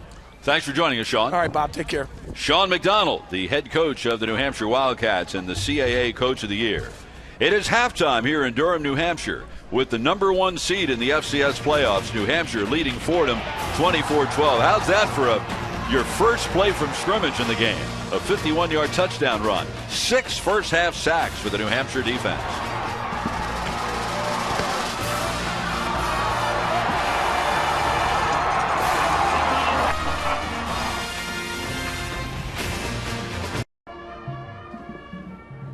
It is halftime between Fordham and New Hampshire. Welcome back to Durham, New Hampshire. I'm Bob Picozzi. This is postseason football. It's important to the coaches, the players, and the fans.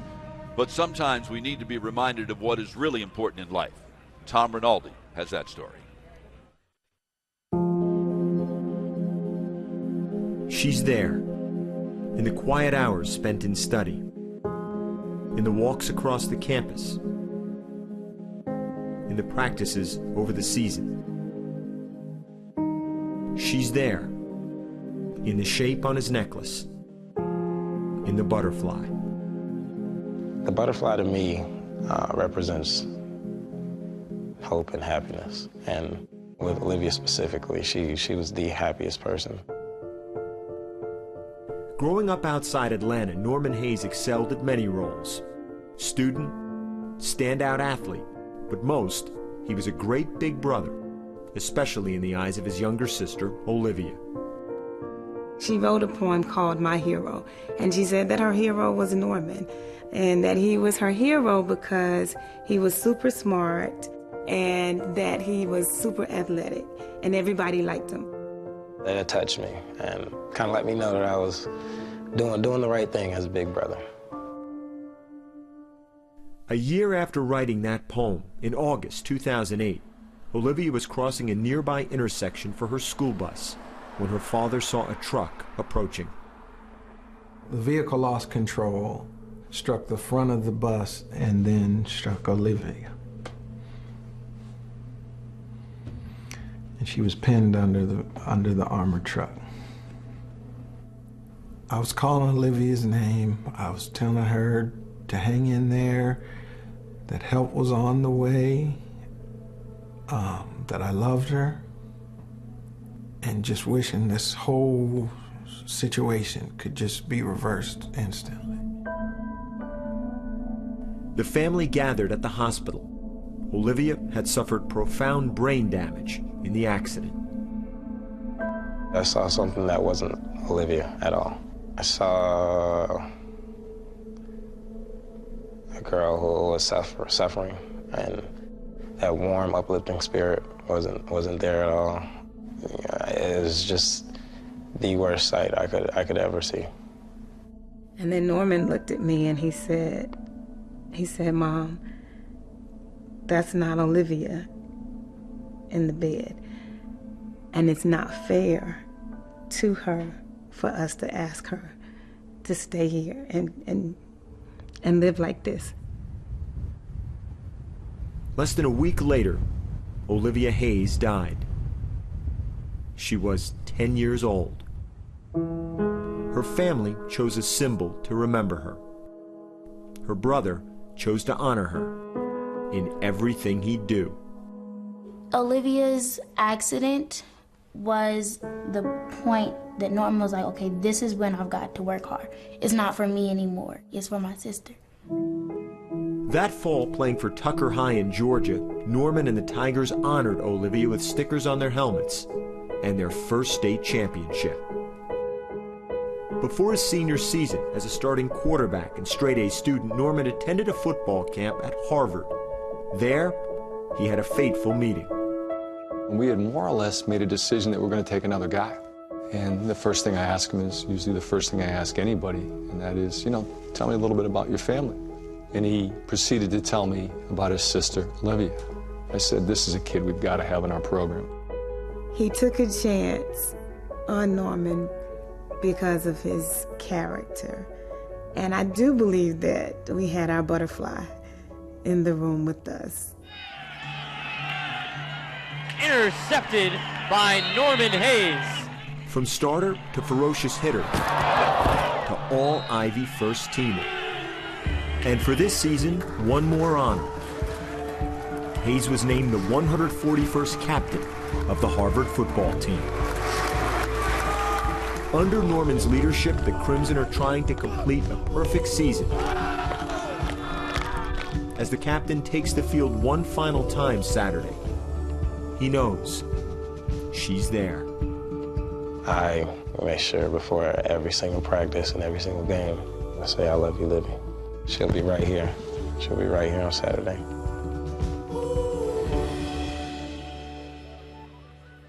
2 weeks ago today, Norman Hayes helped Harvard beat Yale to complete an undefeated season, giving the Crimson the 17th Ivy League title in school history. And Norman Hayes dedicated that day, as he does every day, to his sister Olivia.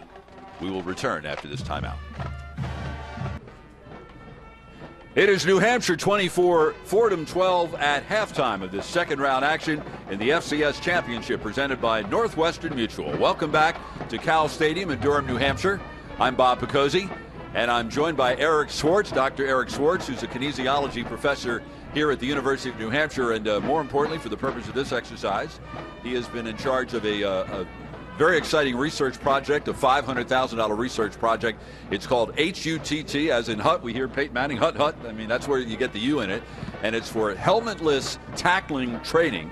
And tell us a little bit about it. And I guess it must be a very strange sight for the uninitiated to see football players practicing and tackling without helmets. Yeah, it's counterintuitive. I mean, we see the helmet as a obviously piece of protective equipment, and so it's counterintuitive to think of contact without the helmet on. But I have some experience myself personally of playing rugby and did a lot of tackling. And the more time that I spent around football, doing research with football, my background is in biomechanics and athletic training, and the more that I thought about trying to address this problem by, from a prevention standpoint, was that, as I'm playing rugby and tackling, not initiating contact with my head because my head is not protected. So when it's just the self-awareness of going into contact, you keep your head out of the way. And I know part of the project also, the very important component of it is that you're tracking research. It involves a microwave chip behind players' ears. Yeah. How are you tracking the results of this exercise? Yeah, so we kind of have a regular cycle of the drills, which are pretty short in themselves, but throughout the entire season, we have impact sensors that the players wear behind their ears, and we activate those before each practice and game, and so we're literally counting the impacts, and we have the location of the impacts on the head. And throughout the course of the season, we have a group of the players that are participating in the drills and a group of the players that aren't. So we hope that the impacts would be less in the group that are doing the drills throughout the course of a season or two. It's a 2-year study. So where do you think is the long-term result of this project? Where do you think it's going to lead? What do you think it might accomplish? Well, the idea obviously is that head and neck injury usually involves contact to the head. The mechanism is contact to the head. The more times you have contact to the head, the more risk there is to sustain that injury. So if you can decrease a contact, and we're not going to be able to eliminate head impacts from the sport, that's not going to happen. But if we can decrease the number of impacts, each time we do that, we're avoiding potentially a head or neck injury. So, and that also is not just for acute injuries, but long-term down the road. A player starts as a child in a youth level, and if they go on and play in the elite level, college level pros, how many years and how many impacts are sustained over that period of time? If we can actually decrease the impacts, just think about throughout that period of time the burden that we've decreased, and hopefully sustain cognitive performance, which we're concerned about, cognitive decline in the later years. So that's the ultimate goal. Well, thank you very much for joining us. Best of luck with the project, and we'll be very curious to follow its results. All right, thanks. That's Dr. Eric Swartz, kinesiology professor here at the University of New Hampshire and the head of this innovative program, Helmetless Tackling Training. It is halftime. New Hampshire leads Fordham by 12. First half highlights straight ahead.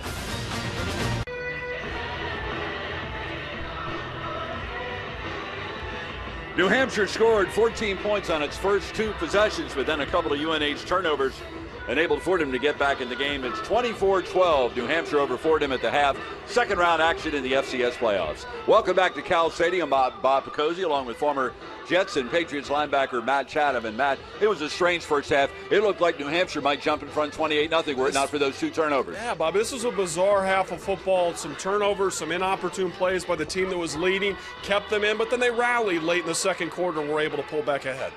Now, you gave us your keys at the beginning of the game. Let's take a look at first half highlights, and let's revisit those keys. First of all, with Fordham, you said they needed to win the turnover battle. Well, yeah, and early on, that's really what kept them in this game, forcing a couple key turnovers where UNH was not smart enough to put the ball away at a time where they really could have buried the Rams. But because they were able to get the ball off of UNH and put it away a little bit themselves, they kept themselves in the ballgame. UNH dominated on the inside part of the field, though. We really saw that as a factor in this game as well.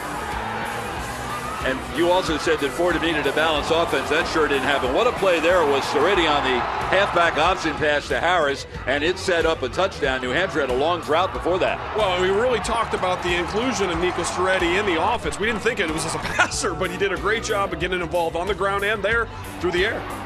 But Fordham got the big plays, and nothing bigger than this 91-yard run by Patriot League Rookie of the Year, Chase Edmonds. And that's really been the offense for the Rams today. UNH on their side of the ball hasn't done a great job of avoiding the big play. We saw the big pass now here to young Bucky Jones.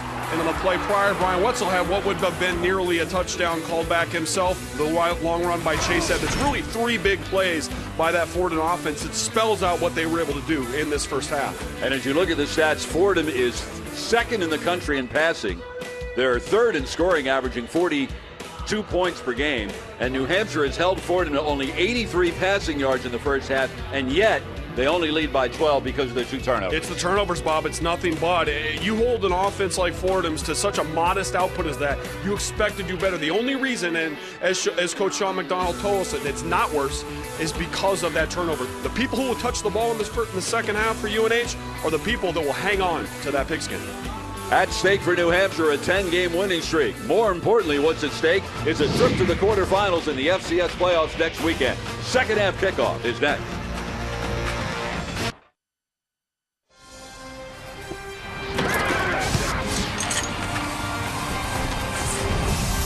The NCAA FCS Football Championships are presented by Northwestern Mutual. We are back at Cowell Stadium in Durham, New Hampshire, ready for the start of the second half with New Hampshire leading Fordham 24-12. I'm Bob Picozzi, along with Matt Chatham, who was a linebacker on 3 Patriot Super Bowl championship teams. New Hampshire won the toss at the beginning of the day, elected to defer, so the Wildcats will get the ball to start the second half, and every kickoff to New Hampshire is wound up in the lap of Dalton Crossan, and look at this return. He's across midfield all the way to the 45-yard line. What a huge play, Matt, to begin the second half. Yeah, Dalton Crossan has really been sort of the switchblade for this UNH team. He's made a couple sneaky good plays that haven't broke, but this one he got it. He hits this ball running, hits it downhill, does one decisive cut, gets nice blocking for himself, and most importantly, he puts the ball away here at the end of the run. You see him sort of Tom Rathman and put himself up and cover that ball away. And that's really the most important factor for this UNH team, hanging on to the ball and winning the second half turnover differential. And shaken up on the play was Jordan Chapman. And before the second half began, we had a chance to chat with Fordham coach Joe Moorhead. And we're joined by Fordham coach Joe Moorhead, Joe, Bob Picozzi, and Matt Chatham here in the booth. First of all, before we ask you the good stuff, we got to ask you the decision to go for it on that 2-point conversion and the play call. Can you explain that one? Yeah, we have a chart upstairs in the booth that tells us whether to go for 1 or 2 based on the differential of the score. The chart said to go for 2. We had a tackle throwback play dialed up that we hit a few years ago against Cincinnati. 28 did a great job staying disciplined and staying in his zone, and unfortunately we didn't convert it. Coach, we talked about the importance during the week of winning that turnover differential, and really that's what kept you guys in the game, getting up a couple key turnovers there in the first half. What was the message at halftime to your guys? No, we have to get some things corrected. Obviously, Goldrich is a very good player and a great runner, so we have to stay in our pass rush lanes and be able to get him on the ground, and not allow him to scramble for first down. So that's the biggest thing defensively. Offensively, when we get down in the tight red zone, we have to convert touchdowns and not settle for field goals. So those are the 2 big messages at halftime. Thanks for joining us, Joe. All right, fellas. Thanks, Coach. On first down, following a Sean Goldridge incompletion on second down, he completes the pass across the middle to R.J. Harris for the first down at the Fordham 30.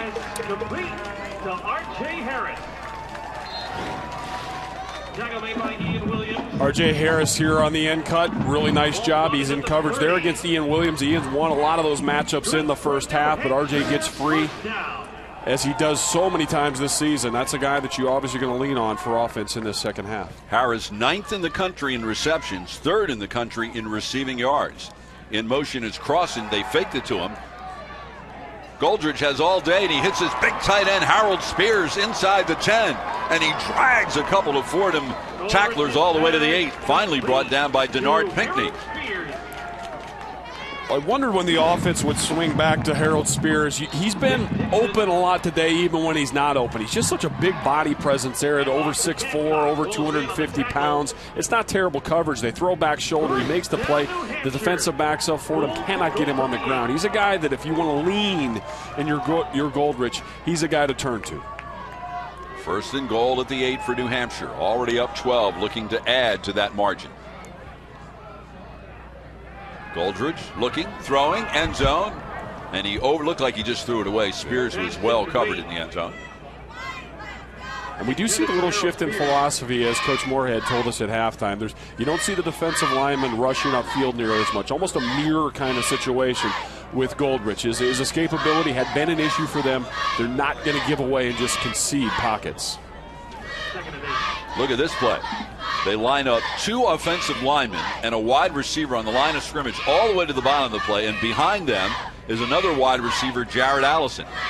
They don't hand it off. Goldrich keeps it himself, and he gets it all the way to the 1-yard line. What's the theory behind that formation? Well, they threw it to an offensive lineman, so they want to make sure that they understand we have weird plays too. That's all I can come up with. That was bizarre, but it worked. They got positive plays, so we can kind of joke about it, but that was a good run by Goldrich. You spread them out, make the defense spread as well, and it creates some natural gaps in the middle of the field. At the end of the day, you're not defending right up between the hashes. It's an interesting play, and it was very effective. Third and goal at the 1. They have 2 running backs in the wing back position, but no setbacks behind Goldrich. And instead, they snapped the ball to the backup quarterback, Andy Vallis, and he fumbled the snap. New Hampshire recovered it, but they lose the opportunity to score on the play. So 2 straight gimmick plays. They ran the backup quarterback in motion, and he took the snap, and he dropped it. It's cold out here. You haven't taken snaps. You drop the snap. You get a little too cute. This is really unnecessary. You can ram it down Fordham's throat and ostensibly end the game. I think this is a little excessive, especially in a game where you've had some other issues. And a 3rd straight gimmick. 4th and 1, they run the same formation they ran 2 plays ago. They have 3 offensive linemen, 2 offensive linemen, and a wide receiver on the line of scrimmage to the bottom of your screen. They hand to Sturridge, and he goes into the end zone for the touchdown. So a little bit of the perils of Pauline possession inside the 10-yard line. Sean McDonald, I was going to say he threw everything but the kitchen sink, but they threw in that kitchen sink on 3rd down, and they dropped the sink. You're right. That was sink involved, Bob. No, but I mean, again, this is just formationally gimmick, and I don't have as much of a problem with that. I think that's obviously good that they found positive plays. Throwing bizarre formations is one thing. Substituting in a new ball handler who's been sitting in the cold in the 30-degree weather all day, that's a little different thing. You've had some drive stalls in the red zone, deep in the red zone against Maine 2 weeks ago, 3 of them. No reason to sort of take that risk now. Prasky makes the extra point. So New Hampshire scored on its first 2 possessions in the first half, and they score on their first possession in the second half, set up by that big 50-yard kickoff return by Dalton Crossan.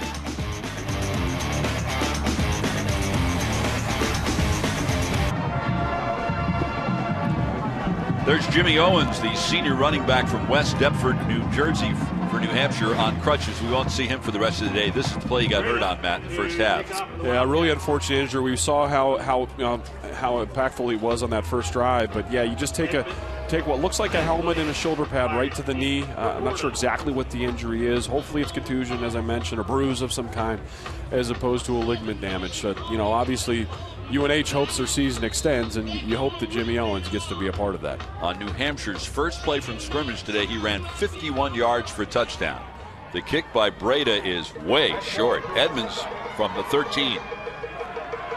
Edmonds still on his feet. Now he reverses his field. There are 2 penalty markers on the play. Edmonds inside the 40. And finally, a stiff arm. We saw everything. What was he trying to do, run out the clock? My goodness, what a run by Edmonds. I think it's going to come back because there are 2 flags right adjacent to one another on the far side of the field, right where he reversed his field. Listen, there's definitely be a face mask of some sort here. Personal foul. Face mask. on the kicking team. Half the distance to the goal from the end of the run. Automatic. First down. We believe the penalty was on Horace Chalstrom.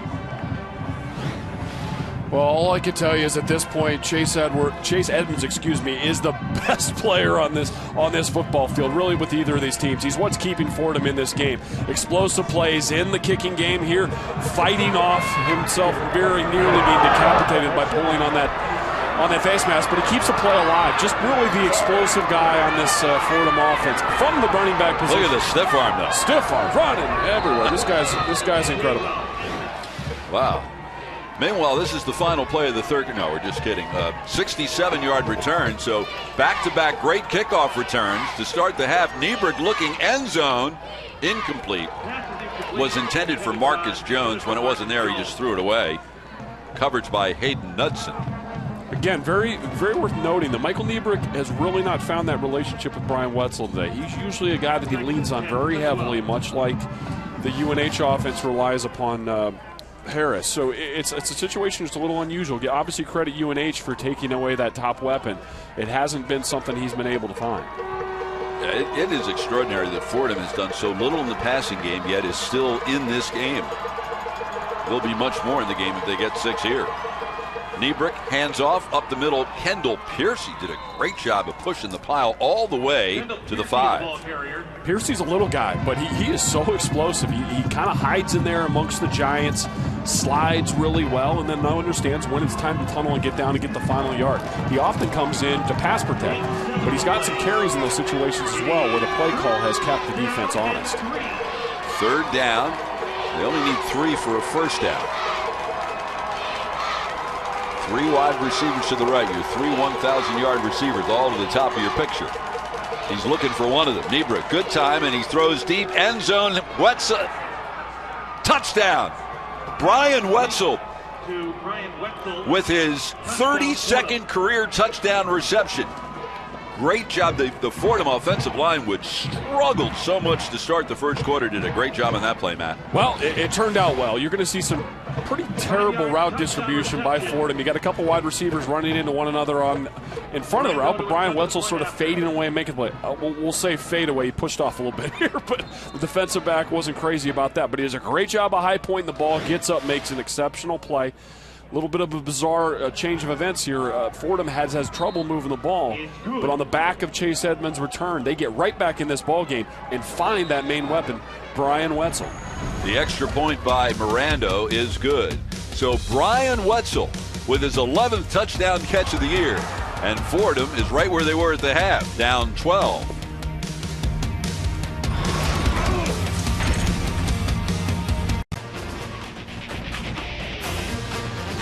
Welcome to Jimmy V Week for Cancer Research on ESPN as we continue our commitment to the V Foundation and Jim Valvano's dream to defeat cancer.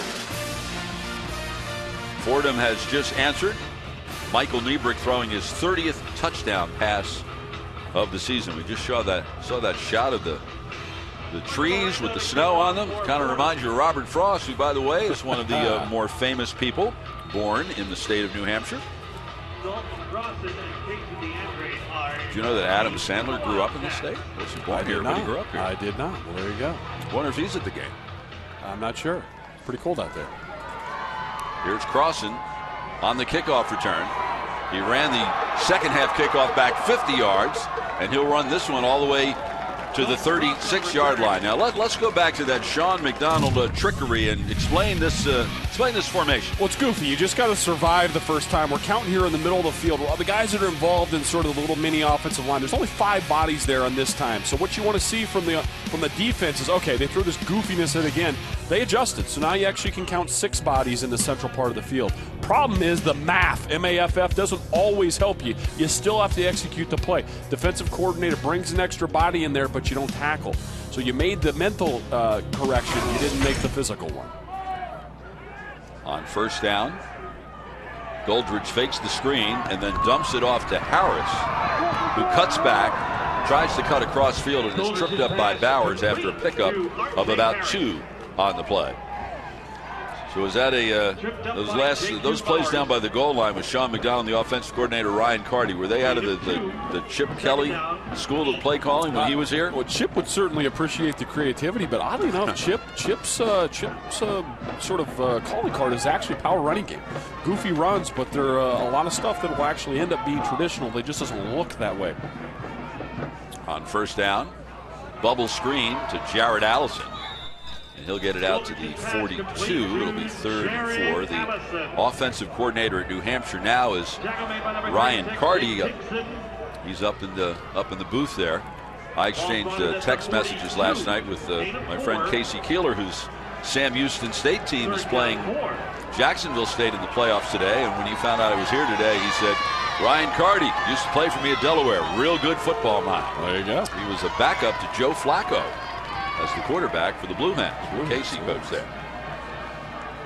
New Hampshire 5 for 9 on 3rd downs today. Goldridge throwing. It's caught by Crossan, and he's got another first down and more. Off the sideline. Crossan may go all the way.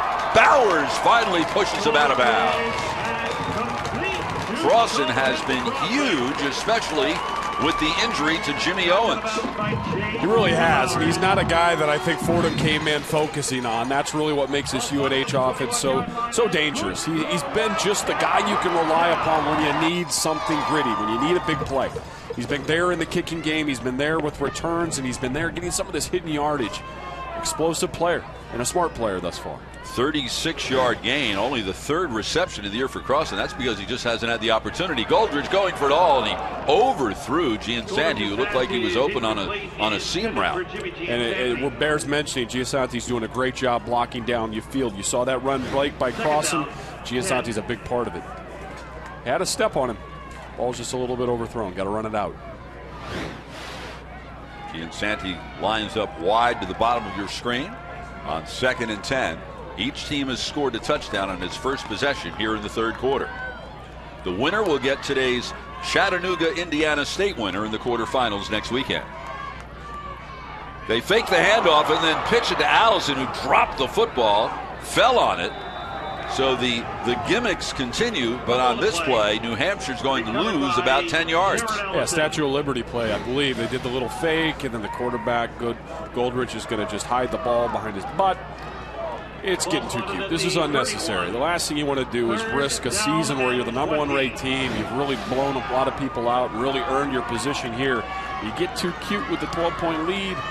You got to understand that Fordham offense on the other side is very explosive. You've done a nice job of holding them down. They catch fire while you're screwing around. You're going to really wish you had those plays back. Well, in fairness to Sean McDonald, that's what he does. That's what he has always done. His pass across the middle is incomplete, intended for Harris. Every single week, New Hampshire has an interesting wrinkle or two in the playbook. They're not bad calls. I just think the thing that makes it a little more risky today is because they're all contingent upon some ball handling issues. It's difficult. You bring in your backup quarterback to take a snap from center. He's been standing on the sideline. You do the Statue of Liberty thing. The ball's out there in the open on a very icy and cold day. Do the play that might be unique and creative, but that doesn't have a risky ball handling element to it. This is going to be a 48-yard field goal attempt by Brad Praske. He made a 30-yarder on the final play of the first half. We heard Sean McDonald said he made us look good. Instead, they fake it and they pooch punt it, and he kicks it into the end zone. Yeah, that's terrible. So instead, that will be a net punt of 11 yards. The line of scrimmage was the 31. And Fordham on the touchback will get it at the 20. Yeah, it certainly doesn't net out well. So what gimmicks will Fordham have when we come back?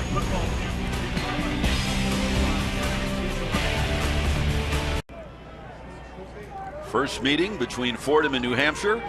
Allotted line. The season will end for one of the teams, and New Hampshire leads Fordham by 12. It's the second round of the FCS playoffs. The winner of this game will meet the winner of today's second round game between Chattanooga and Indiana State. And Chattanooga, the number 8 seed in the country, at home with a 14-point lead in that one. If New Hampshire wins today, the Wildcats will host the Chattanooga Indiana State winner. If Fordham should upset New Hampshire and Chattanooga wins, Chattanooga would host Fordham. If there are two upsets, and Fordham wins and Indiana State wins, Fordham would host Indiana State. Write all that down, Matt. Got it. Back in my quiz in the fourth quarter. Niebrick to throw, and how in the world is he so wide open up the sideline for the first down? Goes Brian Wetzel. Isn't that the guy that leads the league in receptions? How can he be so wide open? Exactly. Off coverage. Never even really would challenge that play. Here's the top half of the bracket, the half that these two teams are in. Winner of this one, winner of Indiana State, Chattanooga, goes to the quarterfinals. The number 2 seed in the bottom half of the bracket, 3-time defending national champion, North Dakota State. So how did Wetzel get so wide open 2 plays ago? Well, we're going to look here on the left of your screen. Looks like we might have a blown coverage. Someone is not, someone's playing deep thirds, and we don't have a flat player. So that's always a problem. Talking about a guy, Wetzel, who entered the day with a league-leading 86 receptions. He had 2 touchdown catches last week in the first-round win over Sacred Heart. Out of the gun. Niebrick, good protection. Throws up the side, and it's deflected by DeAndre. You know, Sean McDonald this week, we asked him about Casey DeAndre. He said, well, you know, the guy lines up. He's got the long hair. Not very fast. Doesn't jump very high. He doesn't look like much at all. He's old school. He's a throwback. He's a player. He just makes plays. You know, he does the little things. Lots of PBUs, tackle for loss. He's all over the field. We saw him in the return game as well. This is a critical point here in the game. Fordham has been explosive. They started to show the ability to come back, but now they put themselves in 3rd and long. Fordham just 2 for 8 on 3rd down today. New Hampshire showing blitz. They have 3 down linemen. Let's see how many they send. They send 6. And they got there and certainly affected the throw. Niebrick threw it a little quicker than he wanted, and he got hit as he threw, so he got nowhere near Matt Kaplan with the pressure. I mean, it's easy for me to sit here and say this, but you have to understand you're going to take the hit and not panic with the throw. It's a great job there of flying through and making the hit, but you could tell the panic was felt in the throw because he just threw it at the receiver's feet. It's a man's game, and that's a difficult situation for Niebrick. You don't have that guy picked up in the protection, but you got to stand in there. You know the hit's going to happen. Even if you make a good throw, you're going to get hit, so why make a bad one? Into punt Pavlik. DeAndre back at his own 22. Low snap. Good kick. Fair catch at the 22-yard line. Fair catch at the 22-yard line. And New Hampshire with a 12-point lead will get the football back. We showed you the top half of the bracket. Here's the lower half. All the way at the bottom is the 3-time national champ, North Dakota State. They are playing South Dakota State today. 2 of the 5 teams from the Missouri Valley Conference still in the tournament. Coastal Carolina, who was number 1 in the country in one of the 2 weekly polls after North Dakota State lost to Northern Iowa, is hosting Richmond of the CAA. And then Villanova, the CAA, is hosting Liberty today. 3 CAA teams, 5 Missouri Valley teams in the round of 16. Sturriddy with the carry. The 2014 NCAA Division I Football Championship will continue next weekend with quarterfinals on December 6th. All games will be on the Watch ESPN app and ESPN3.com. For more information, go to NCAA.com, the official online home for all 89 NCAA championships. Goldrich to throw, and it's broken up across the middle. Nick Marino, the defensive end, sort of dropped back like a linebacker on that play. They showed 4-man rush, and they dropped the guy out in the middle. He becomes sort of the low hole middle rat player, whatever you want to call him, and Goldrich does not see him. Does a great job there. That's a tough ball to catch. You do a good job of simply disrupting the pass. When they're throwing a laser beam and you're only 5 yards away, it's not something you always catch, especially as a defensive lineman. Nice call there defensively by Fordham to switch things up. When you were with the Patriots for 6 years, did your defensive lineman ever drop back in pass coverage like that? Oh, yeah. And who was good at it? You know, we would use the light defensive line, so sometimes it would be Willie McGinnis, who's bigger but can also really do well out in coverage as well. Goldrich throws to Spears for the first down. Breaks the tackle. Cuts it back. Still on his feet. All the way to the Fordham 45-yard line. A pickup of 29. And Spears is giving that symbol, feed me, keep it coming. Spears is really one of the best players you have on your entire offense. He's covered, but he's not covered. And you see here, a defensive back can't get him down. Next defensive back can't get him down. Falling at his feet, Puppy's chewing at his knees. It's not going to matter. Spears is a big, strong kid, very athletic. really one of the better tight ends in all of FCS. He had 3 touchdown catches against Delaware this year. Goldridge on the keeper. He's got another first down to the 34, a pickup of 11. Tipped up by Jake Dixon. Good for New Hampshire. Design play, right? Yeah, design play. And a good job here, just simply taking advantage of an over-aggressive edge. The edge player flies down on the handoff, buys the mesh point lie, and then Goldrich is able to pull the ball out there and get extra yards. He is very nifty getting himself out of that pocket. 2 wide receivers to each side on 1st and 10. A rapidly moving third quarter, only 6 minutes left. Goldrich, good protection. Now he'll take off. Tries to extend the play, still on his feet. Gets to the outside and he throws it away. I think he was trying to throw it away, didn't he? Not sure, Bob. Usually when you throw it away, you don't. 2 of your teammates don't manage to get their hands on the ball. Yeah, look downfield here to number 6 Taylor. You're actually going to see him come open at the end. And one of the things that Goldrich does need to do a little bit better job is to keep his eyes downfield. He actually had some guys, but he has that little habit of dropping that ball and start thinking, running. And oh yeah, by the way, I should pull the ball back up. In the event that he does that, sometimes he misses some of his receivers. But an important decision there. Did the good job. You don't have the negative play. 2nd and 10. Handoff Crossan. Cuts off left tackle and picks up 5. Crossan only had 2 carries entering the game this season. He's got 145 yards on 5 kickoff returns. Gain of 6 yards on the play. And he's had now 2 carries for 21 yards and a big 37-yard reception. So he's done a little bit of everything with the absence of Owens. He's been a bit of a secret weapon for this UNH team. 4 down territory here. I think they like their kicker now for some reason.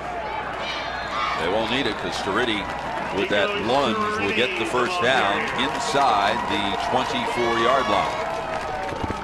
Dick Marino made the tackle. This New Hampshire offensive line imposing its will on this drive. Yeah, absolutely. And that's a good thing to point out, Bob, because when you're doing that, when you're getting the movement, when you're sealing edges, when you're also winning gaps on the inside, that's when you don't want to get cute. You're winning the line of scrimmage. There's no need to be overly creative. Handoff Sturridge, left side, a huge hole, and he'll pick up 10 or 11 more for another first down. The left side of that New Hampshire line, left tackle Rob Bowman, left guard Alexander Morrill. It's really this outside zone read. This is very similar to the play that they started the game with, and it's a play that's been there for them all day. And you like how Sturridge finishes runs, puts his pad down right in the chest of the defensive player and gains those yak yards. Goldrich, keeper, right side, tries to cut it back. He's hit by Bowers, and he may have picked up a yard on the play. Well, best I could tell, I think that was a designed run. It looked like he had some offensive linemen downfield that he intended to pull that back. It was a play that looked like they were trying to get Goldrich out of the pocket to gain some yards himself at his feet. The New Hampshire offensive line is anchored by first-team All-CAA center Mike Kosha. Sean McDonald considers him his best run blocker and his best pass blocker. 2nd and 9, quarterback keeper, Goldrich. Pushed out of bounds by Denard Pinkney at about the 13, or make it the 12. So it will be, I'm sorry, about the 8-yard line. I'll need 5 more. There's the players who are honored. And Matt, you made the observation today for a team that's ranked #1 in the country, who's won 10 in a row. New Hampshire surprisingly doesn't have more first-team all-conference selections. Yeah, really modestly represented on the defensive side of the ball. It surprised me. There's not a ton of 2nd and 13 guys either. They've had a great defense throughout the year. It's a real struggle to get over 20 points against this UNH team. 3rd and 5, Sturridge goes up the middle for the touchdown. Very impressive drive for the Wildcats. They did nearly all of it on the ground. And you mentioned the run goes right over center, Bob, over Koshu. That's a great job of blocking him right up the heart of the defense. Do a good job there, Sturridge, hitting it downhill and running aggressively and making the correct cut. This is a great play call here by UNH. They don't screw around. They just go right up the middle of the field and really put the pressure on this Fordham offense now. They gave one back. Didn't get a score on their last possession themselves. Now they're down several scores. Have to make some hard decisions about how they're going to advance the football. Might be too much of a gap. Prasky in to attempt the extra point, and he missed it. So the kicking woes continue. You have any eligibility left? Sean McDonald might be looking at you to do some kicking in the fourth quarter. Maybe a drop kick. See here the great block job at the left guard position, actually, by number 69, Alexander Morrill, does a great job of sort of taking the gap player, turning his hips to the hole, and making sure that Storetti does nothing but green grass in front of him, or fake grass. Storetti with his 9th, 10th, and 11th touchdown runs of the season today. And that is a career high, 3 touchdown runs in one day. 5'11", 229-pound senior from Tom River, New Jersey. He is the 7th leading rusher in New Hampshire history. It was a 78-yard, 11-play drive, and it took almost 4 minutes. And they have now opened up a 18-point lead. Yeah, very surgical there by Sean McDonald's crew. I think it was very important that Goldrich was able to threaten the edge several times. One of those sort of underseen plays there was I think it was 2nd and 9, and he got a quick cheap 5 by just simply racing the defensive end of the corner. What that does is it loosens them. It makes everyone a little more concerned about what's going on the edge because we've got a quarterback who can break contain. And then you start to see the payoff from that when Storetti's getting the easy carries on the inside. The offensive line does a great job blocking. You have the threats in another part of the field. Offense is virtually unstoppable at that point. Kickoff by Breda again is short. And again, it will be Chase Edmonds. This time, he'll only get to the 19-yard line before he was brought down by Mike Kelly. But now Fordham has some work to do, and it is again, we'll repeat the numbers. The Rams, 2nd in the country in passing, averaging 338 yards per game. So far today, only 109 yards passing by Michael Niebrick. He is 6 for 15. We're talking about a guy who completes 65% of his passes, and today he's completed only 40%. And if you were to ask Joe Moorhead right now, can this Fordham team, by virtue of their history throughout the course of this year, can they score 18 points in more than a quarter? Of course. They're that explosive, but you're going to have to find that wheel now. And does that mean you go away from your best player on the field in Chase Edmonds? Apparently not. On first down, it's Edmonds. He cuts it back, breaks the tackle, and pushes forward for 9.5 yards. I really do feel like that was the right move there. It is 18 points. That's unfortunate, but you still have the most explosive football player on either team in your backfield. There's still plenty of time to get chunks of yards with the run game to help set up passes down the road. 2 of the most explosive offenses in the FCS. There are the numbers. Fordham averages 42 points per game. They had 44 last week.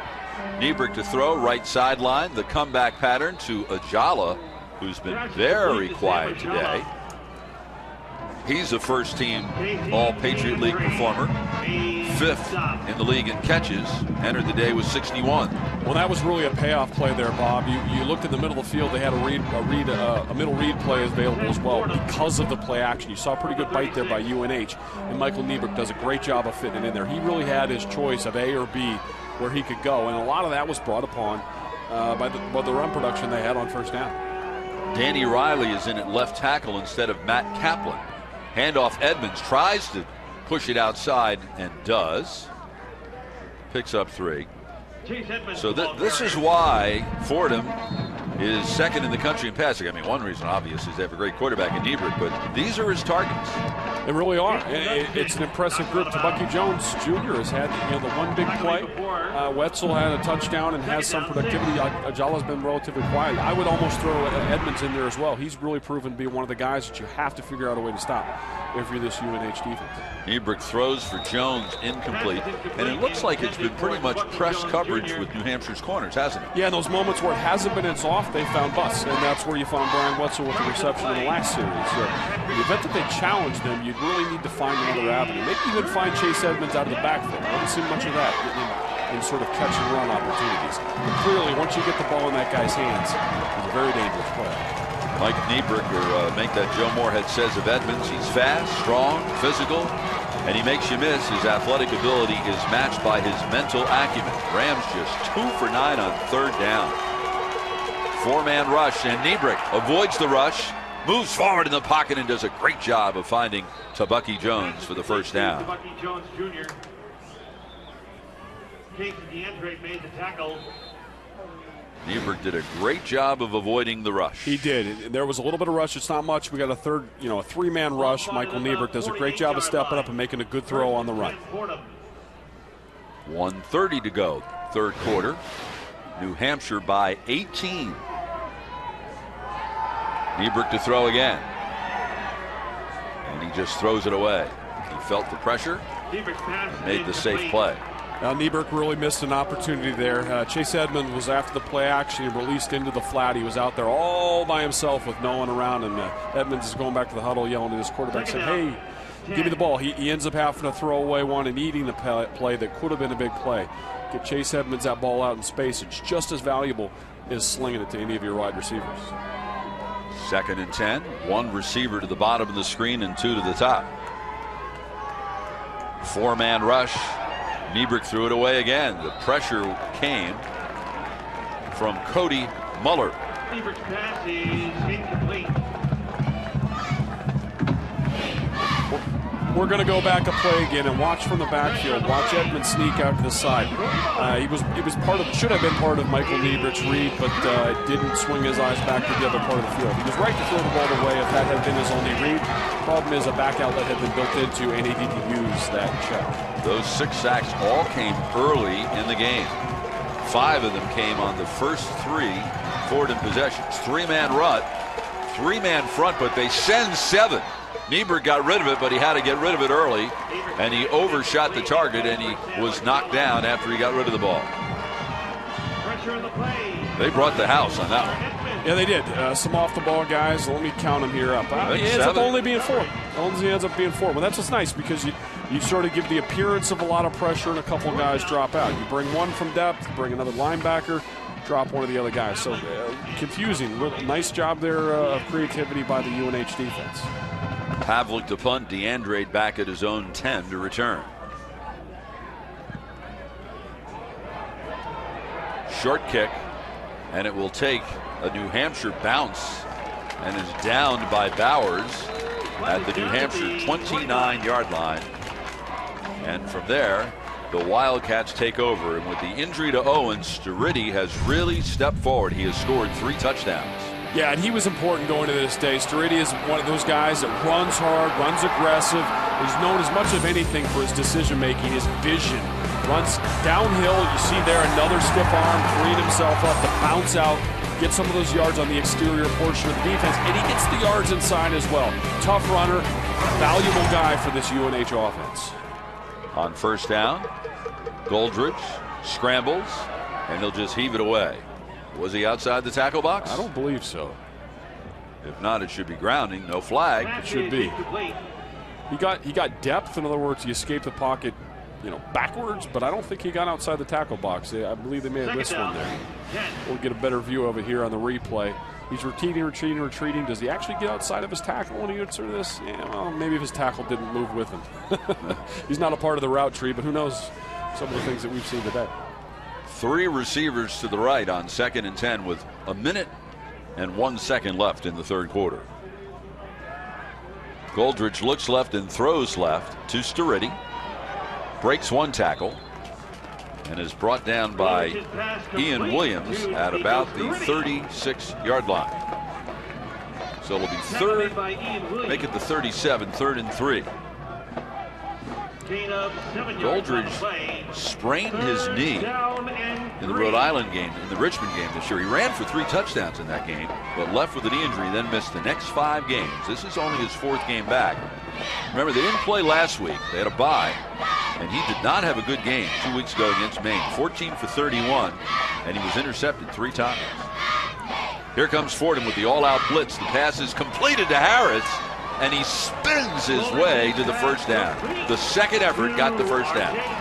In his defense on the Maine game, I agree with you 100%, Bob. It was not a good game for him, but 2 of them were deflected passes. So one thing, Fordham hasn't done a good job there, and you see the extra blitzer coming in. When a guy's had issues with deflected passes, as you rush, you need to get the offhand arm up. You need to go ahead and mirror the quarterback's arm.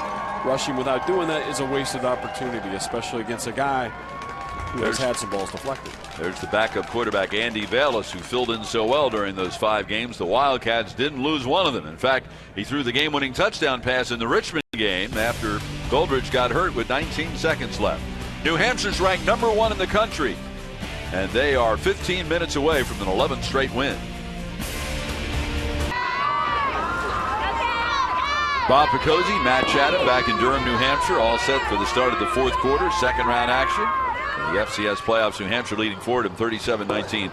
This was the scene early this morning. There's Matt on the tractor plowing the field here at Cowell Stadium. They had some snow overnight. Our crew got here right around the same time to get ready for the broadcast. And unlike us, we can't say we're toasty warm inside the booth, Matt, but we're covered. It's very comfortable in this booth. But kudos, particularly to our camera guys today. Particularly, who's the guy that drew the short straw? Chris, our director, who's on that raised camera all the way to the left end zone in the state of Maine, I believe. No, not that one.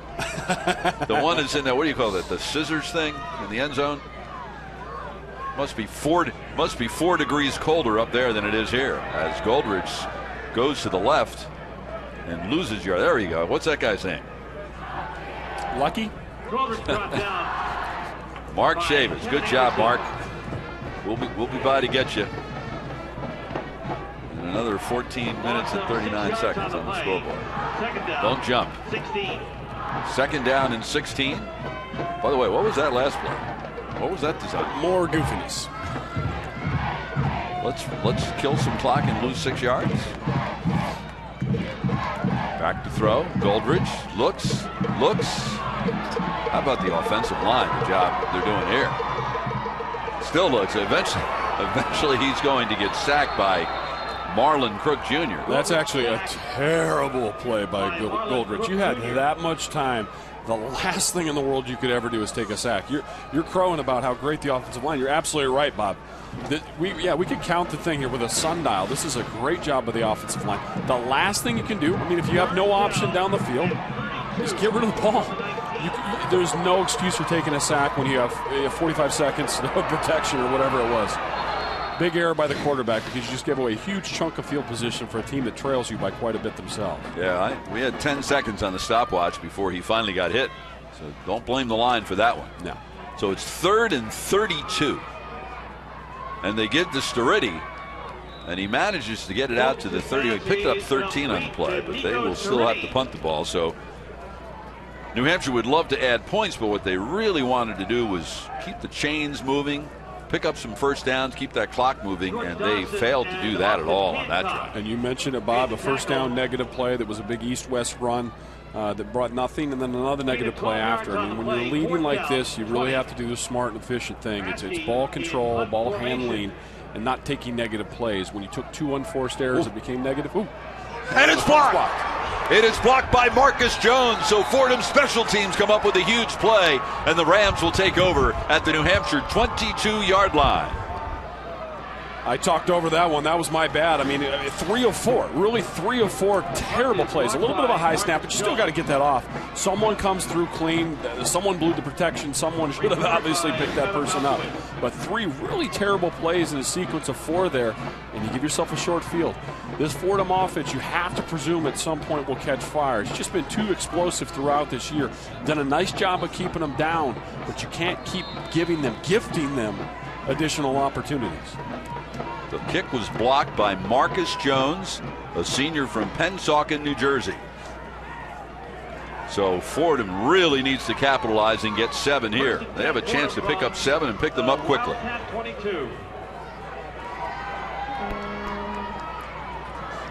Back to throw, Niebrich being pressured, and he'll go down. The 7th sack of the day. This time it's Akil Anderson, the second team all-CAA linebacker from Morristown, New Jersey. Well, I didn't see what happened down the field, but the running back did a nice job of picking up the extra rusher, actually. Edmonds does a good job of picking up the blitzer. This is a play where you can't take the sack. If they brought more than you have and you got the blitz pickup initially, you go 1 or 2 reads in, you just got to get rid of the football and live to play another down. You don't want a negative play. 2nd and 16 is a down that doesn't really have an accompanying play call. 3 receivers to the left. Tight end Faison Odom to the bottom of the screen. The swing pass goes to Edmonds. He gets a block from Tabucky Jones on the perimeter. And we'll get it to the 33-yard line. One more look at this block kick Look at your top of your screen here, guys, and we someone just blowing through. The one thing I never understood, I'm not a fan of this. I've never have been, and this is not a UNH thing or a Fordham thing. Doing that goofy split line thing where you put a mini offensive line halfway back to the punter, invariably it causes problems. Just block a regular punt, get the ball out, save yourself the negative play. 3rd and 10 for the Rams. They have to get the ball to the 12. New Hampshire showing blitz, and here they come. Niebrick looking long, end zone, overthrew Wetzel, who had his man beat by a step. So what do you do here? You're looking at a 39-yard field goal. You're down by 18. You still have 11 and a half minutes left. It's a game of percentages. What's the greater percentage of executing here? Converting the 4th and 10 or making a 39-yard field goal? Plus the risk reward. You get 6 points as opposed to 3. I think at this point you got to go for it. Again, under normal conditions, it maybe is more of a chippy, and you take the 39-yarder. You need points at this point. Well, one thing they're going to do is they're going to use or maybe burn a timeout. It'll give them a chance to reconsider. They need 10 yards. What play will Joe Moorhead call? The NCAA FCS Football Championship is brought to you by Northwestern Mutual. A lot of reason to be happy if you're a New Hampshire fan this weekend. The Wildcats hockey team tied Boston College in a well-played game directly across the street last night at the Whittemore Center. Out of the Fordham timeout, 4th and 10 for the Rams, trailing by 18. They have the ball at the New Hampshire 22. 3-man New Hampshire front. Niebrick throws to the right, and it is caught, but short of the first down, and now they're saying it's incomplete anyway. Intended for Brian Wetzel. Even if he had caught the ball, they would have lost the ball on downs. Michael Niebrick is trying to drive the ball in there. He went very deep into his reads to have to go get this one. Throws the ball off a little bit low, and not a good throw there. You got to give your receiver a chance. Obviously, the route wasn't intended to be short of the sticks. I think the play extending, Wetzel's just improvising and came back. But you never want to see a 9-yard route when you need 10 yards to get the conversion. Wetzel with a touchdown catch today and 2 touchdown catches last week against Sacred Heart. 2nd in Fordham history in receptions, receiving yards, and touchdown receptions. Now, New Hampshire wants to run the ball and keep the clock moving, and that will help. Sturriddy with a huge gain around the right side. He goes 23 yards, 24 yards to the 46, but it might come back. Holding on the offense. Number 70, 10-yard penalty for the spot of the foul. Still, first down. Mike Kosha, the first-team All-CAA center, nailed for the hold. Let's go back to the 4th down play for Fordham, 4th and 10.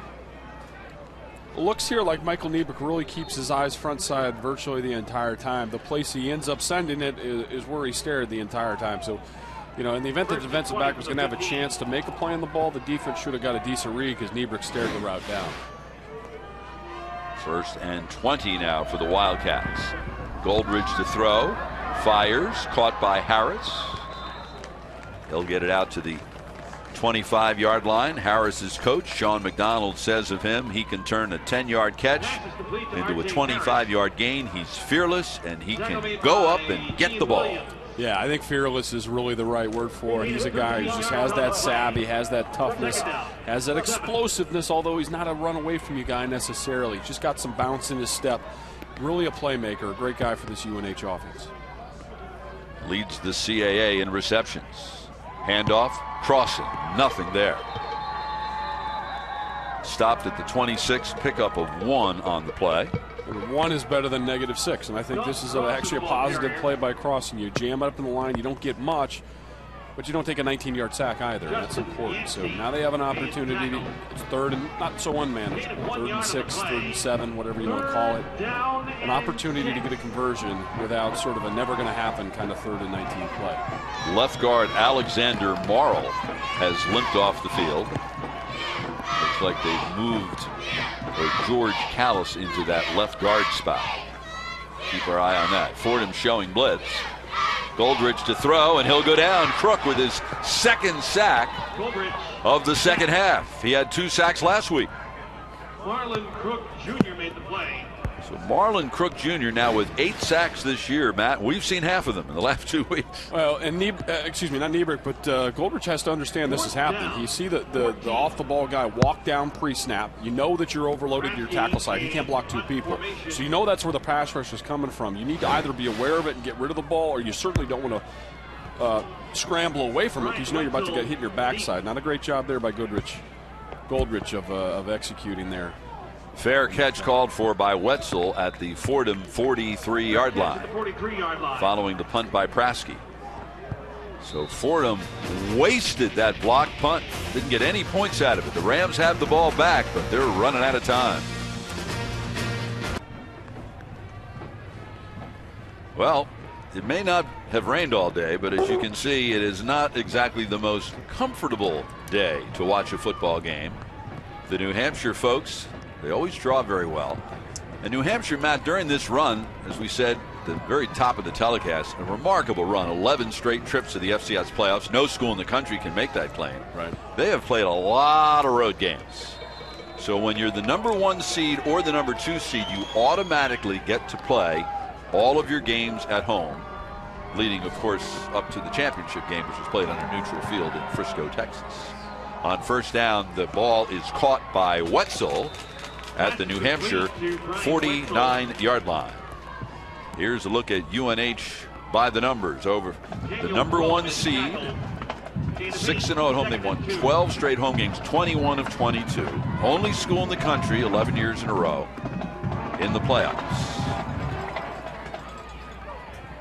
Edmonds spins his way to a first down. Last year, New Hampshire got to the semifinals. That's the first time that has ever happened. But they ran into a buzzsaw called North Dakota State. It was at North Dakota State. Unbelievable atmosphere. Sean McDonald was telling us, you know, we got whacked, but I'll tell you what, the hair was standing up on the back of my neck the whole day. He says that was an awesome atmosphere. Trust me, Bob. I grew up in that area. I went to the University of South Dakota, which used to be in the same conference as North Dakota State, what used to be called the NCC. I know that Fargo Dome well, and again, having played in virtually all the NFL stadiums and some of the coolest environments of football that you can imagine, even your Metrodomes and RCA domes and Superdomes and all those places that are supposed to be loud.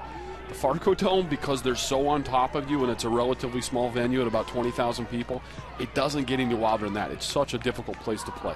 They have a great fan base. Handoff. Edmonds gets it to the 37-yard line. Of course, ESPN College Football Game Day originated from Fargo this year for the second consecutive year because of that tremendous atmosphere. They always set up right in that downtown area. And they're actually much like Georgia Tech today, that Florida State has sort of a difficult matchup with the team that runs that triple option. North Dakota State, where you grew up, was always this team that always had this unusual offense. It was such a difficult prepare. That's why they were so tough. Fordham just 3 for 12 on third down. They need 7 here. It certainly is 4-down territory. Here comes the blitz, and Niebrick goes down for the 8th time today, and Matt Kaplan with 2.5 sacks today. Now, Matt Kaplan has been a monster today. It's so good for this UNH defense. And again, you peek back up at this board, and we do know how good this Fordham offense can be. Kaplan's there just gap busting. Does a great job of pushing past his guard, getting a hand in the back of the tackle to free his buddy up, and then still making the play himself. What a great job there by this UNH front all day long on defense. Well, the game pretty much on the line here for Fordham. Down 18. They don't have much of a chance, but if they turn the ball over on downs with 7 minutes left, they really have no chance. None. And, it's too bad that you haven't seen more of these catch-and-run plays. They've still got some guys with some ability that haven't had those opportunities. Here comes the blitz again. He'll go down again. Knudsen hit him first.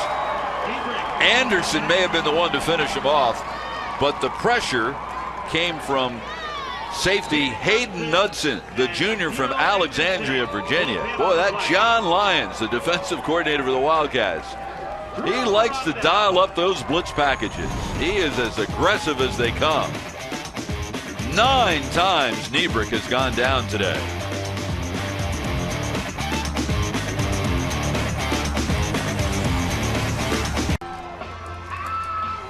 A very frustrated Fordham quarterback, Michael Niebrook, who expressed his frustration when he came to the sideline after he was sacked, Matt, for the 9th time. Did he misread the defense? Yeah, I think he's a part of this. You have to understand, you've got a guy walk down outside. As soon as you knew you had more rushers than you do have people to protect, the ball has to come out. And he actually had a hot at the tight end position. So you have a receiver, you have a tight end leaving with the extra rusher coming right beside him. You know that's where the hot's got to go. You have more. You can't just try to fight through the extra rusher and stay standing, fight him off, and then go into your progressions. You got to get rid of the ball immediately. In the event that you don't, you're going to get sacked. So New Hampshire with the ball up 18, 6:46 to go. They'll just try to run it, keep the clock moving. They get to Dalton Crossan, and he just refuses to go down. He picks up 8. Yeah, Crossan has been fun to watch today. He's had a lot of these sort of sneaky good plays where he kind of lull you to sleep with some of the other great weapons that UNH offense has. Crossan gets a touch, and he does the really hard, tough thing. Makes one guy miss, makes another guy miss, makes another guy miss. Just keeps falling forward. That guy's been really positive for this UNH offense today. And they've needed him. Again, they lost running back Jimmy Owens to a leg injury. We don't know how severe. Lost him in the second quarter. He's remains on the sideline on crutches. Don't know, obviously, whether he will be available next week for the quarterfinal against either Chattanooga or Indiana State. Crossan gets it, first down to the 40. Austin Hancock with the stop. There's a look at Owens, who scored a 51-yard touchdown on New Hampshire's first play from scrimmage today. Fordham got the ball first, went 3 and out. 2 of the 3 plays were sacks. And then following the punt, Owens went around the right side and didn't stop until he was in the end zone. That's the way the game began for the Wildcats.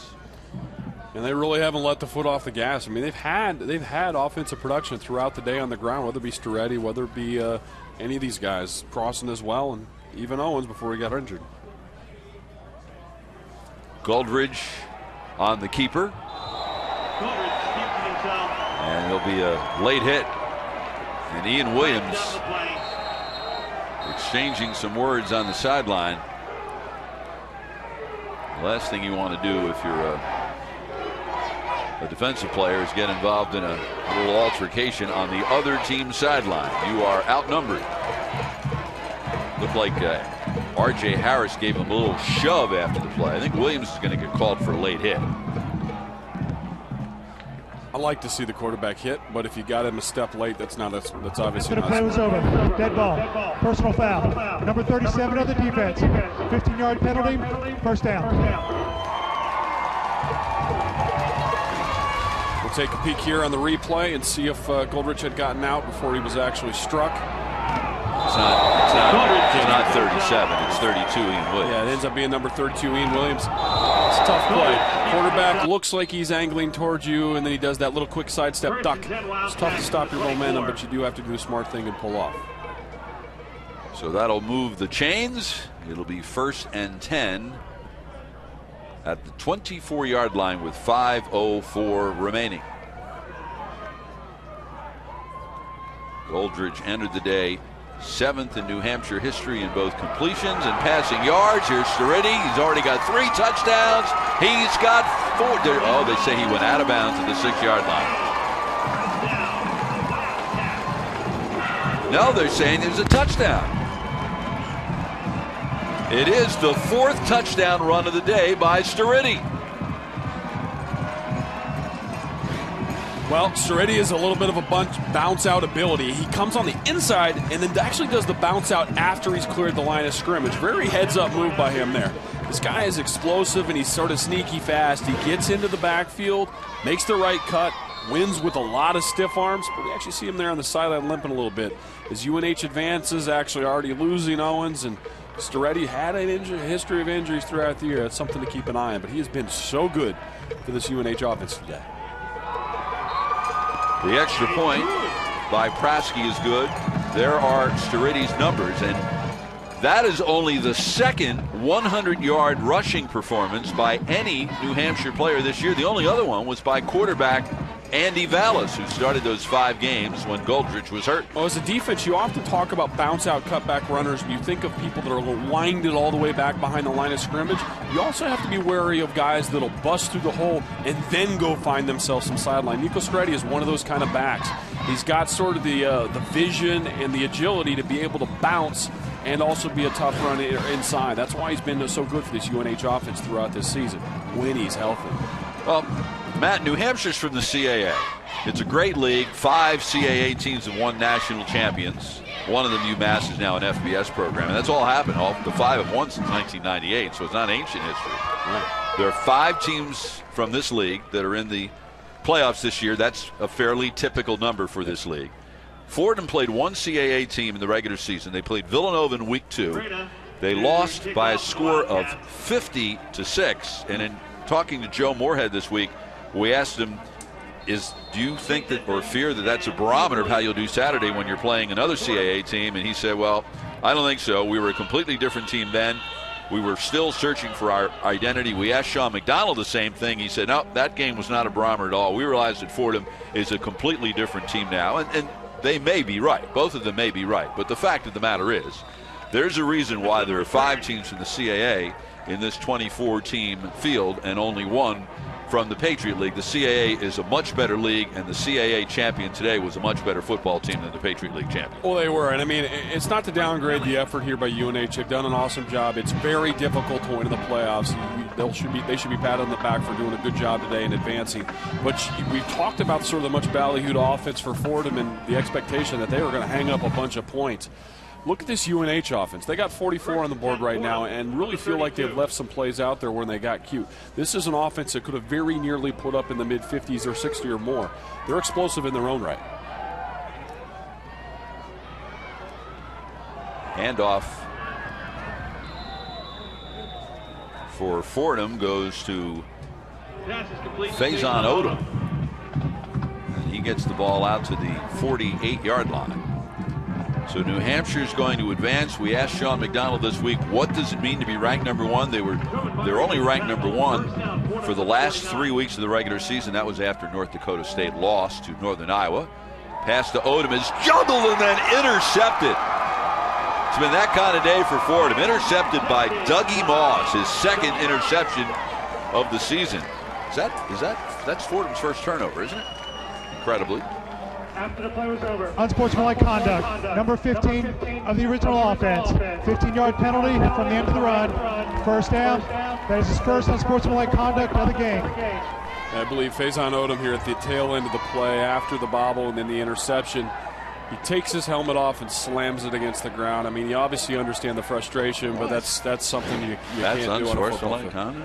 Yeah, I know. He was doing it to himself. Doing it to himself. Showing up anyway. Yeah. It's Wisconsin. I think they just want you to keep the protective equipment on while the play is still live, so got to be careful. Yeah, Dwayne Rudd, that's actually a great reference from way back when Cleveland, he rips his helmet off in the middle of the field. He was happy when he was celebrating at that point. This is a little bit different situation. Yeah, they're very adamant about keeping the gear on while the plays are still live or near live. So Andy Vallis will go in at quarterback.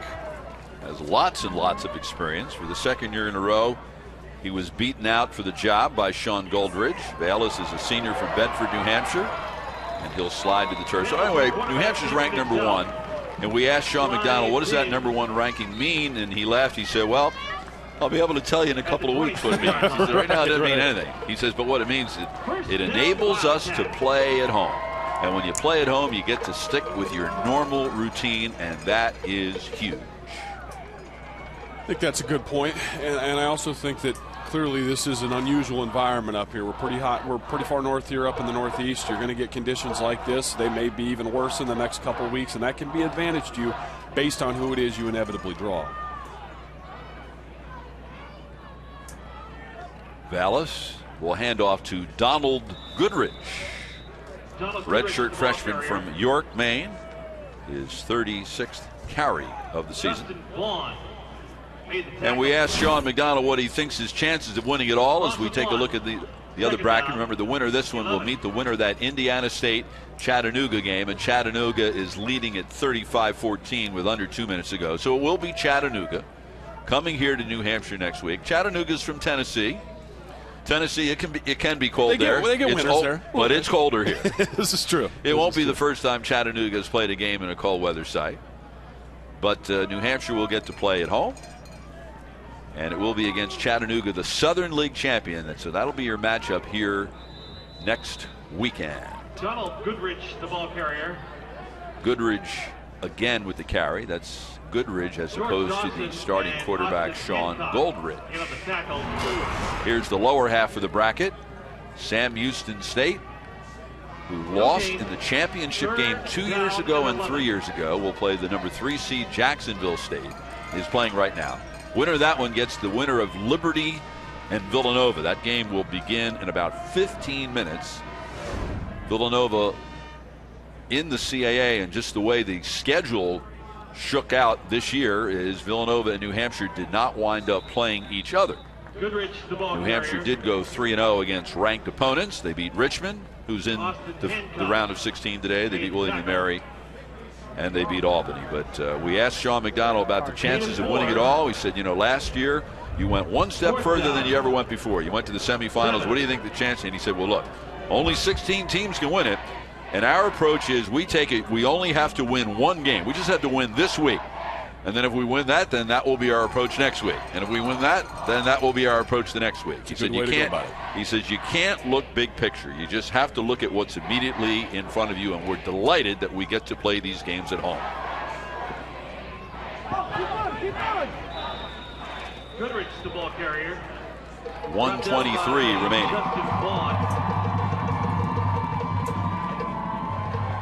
A reminder, this is Jimmy V Week for Cancer Research. Please help us beat cancer. The V Foundation awards 100% of direct donations and net proceeds of events to fund cancer research. You can donate by logging on to www.jimmyv.org, or you can call 1-800-4-JIMMY-V to donate.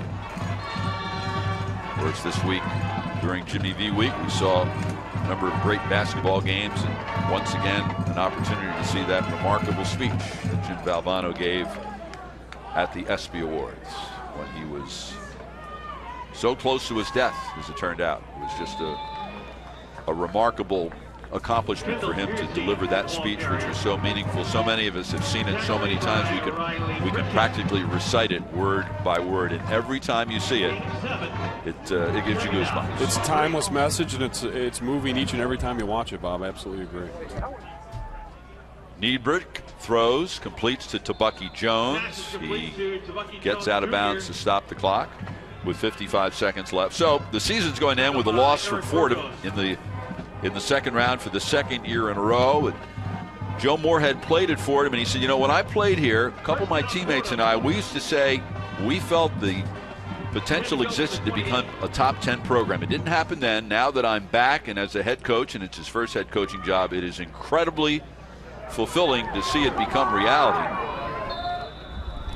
Edmonds is knocked out of bounds. This is a Fordham team that won 23 games in the last 2 years, and entering today, Matt, there's only one team in the country that has more than those 23 wins in the last 2 years, and they won one game in 2011. In a 2-year period, they went from 1 win to 12 wins, and then they won another 11 this year. Yeah, Coach Moorhead's done an exceptional job with that organization, getting them turned around and getting them going in the right direction. And the future is a little bit uncertain. I mean, not so much for Joe in this program. He's got them in their winning ways, but this is a very senior-laden team, especially on the offensive side of the ball. You lose Michael Niedbrick to graduation, Sam Ajala, Tabucky Jones Jr., Brian Wetzel, most of the offensive line. This is a team that will look much different next year. Now, you have Chase Edmonds. He's an explosive guy. He's a very exciting player. He'll be one of the best players in the Patriot League already going into his sophomore season. But the rest of the face of this offense will undoubtedly change. Where they'll go, a little bit uncertain. Handoff goes to Kendall Piercy with 40 seconds. That's the turnaround we talked about. 2011, the year before he got there. His first year, they won 5 more games than the year before. That just doesn't happen in a sport like football, where you only play 11 or 12 games a year. And then the next year, they won 6 more games than the year before. So in a 2-year period, they went plus 11.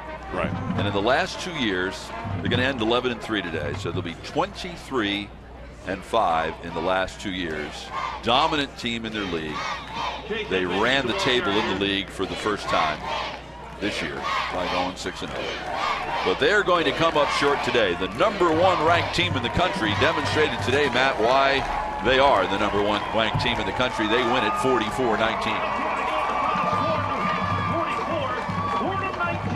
4 touchdown runs rather, by Nico Sturridge. A 51-yard touchdown run by Jimmy Owens. A couple of field goals by Brad Praske, who you would assume has, at least for the moment, won that kicking job. But maybe the most important numbers of all, Matt, Fordham entered the day second in the country in passing, averaging 338 yards. Today, the Rams had 161 passing yards. Great, yeah, that's impressive. That's a great defensive effort by UNH. I mean, you see the 44 points on the board, you think a lot of it offense, and there was. UNH did a great job of moving the ball in their own right, but the defensive effort here is very impressive, especially based upon the quality of that Fordham opponent. I think one of the other big things that popped out of today was the quality of the UNH running game, and I think that's something that'll be a valuable weapon to have in their back pocket going forward. We know they can sling it. We know Goldrich can run around and make plays as well with his feet, but they also found a running game with several of the other backs, one of whom got injured. But it's something that makes it that much more diverse as they try to advance in this tournament. So Fordham ends the season 11-3. New Hampshire goes to 11-1 and extends its winning streak to 11. They have now won 12 consecutive home games. That is now a school record. And they will now advance to the quarterfinals to host Chattanooga next week. And we'll have that game for you on ESPN3. So for Matt Chatham, I'm Bob Picozzi. We say so long from Durham, New Hampshire, where the final score was New Hampshire 44 and Fordham 19. To watch this entire game on replay, as well as other games on our family of ESPN networks, log on to watchespn.com or download the Watch ESPN app. 4 touchdown runs by Nico Sturridge lead New Hampshire into the quarterfinals. So long from Durham, New Hampshire. This has been a presentation of ESPN.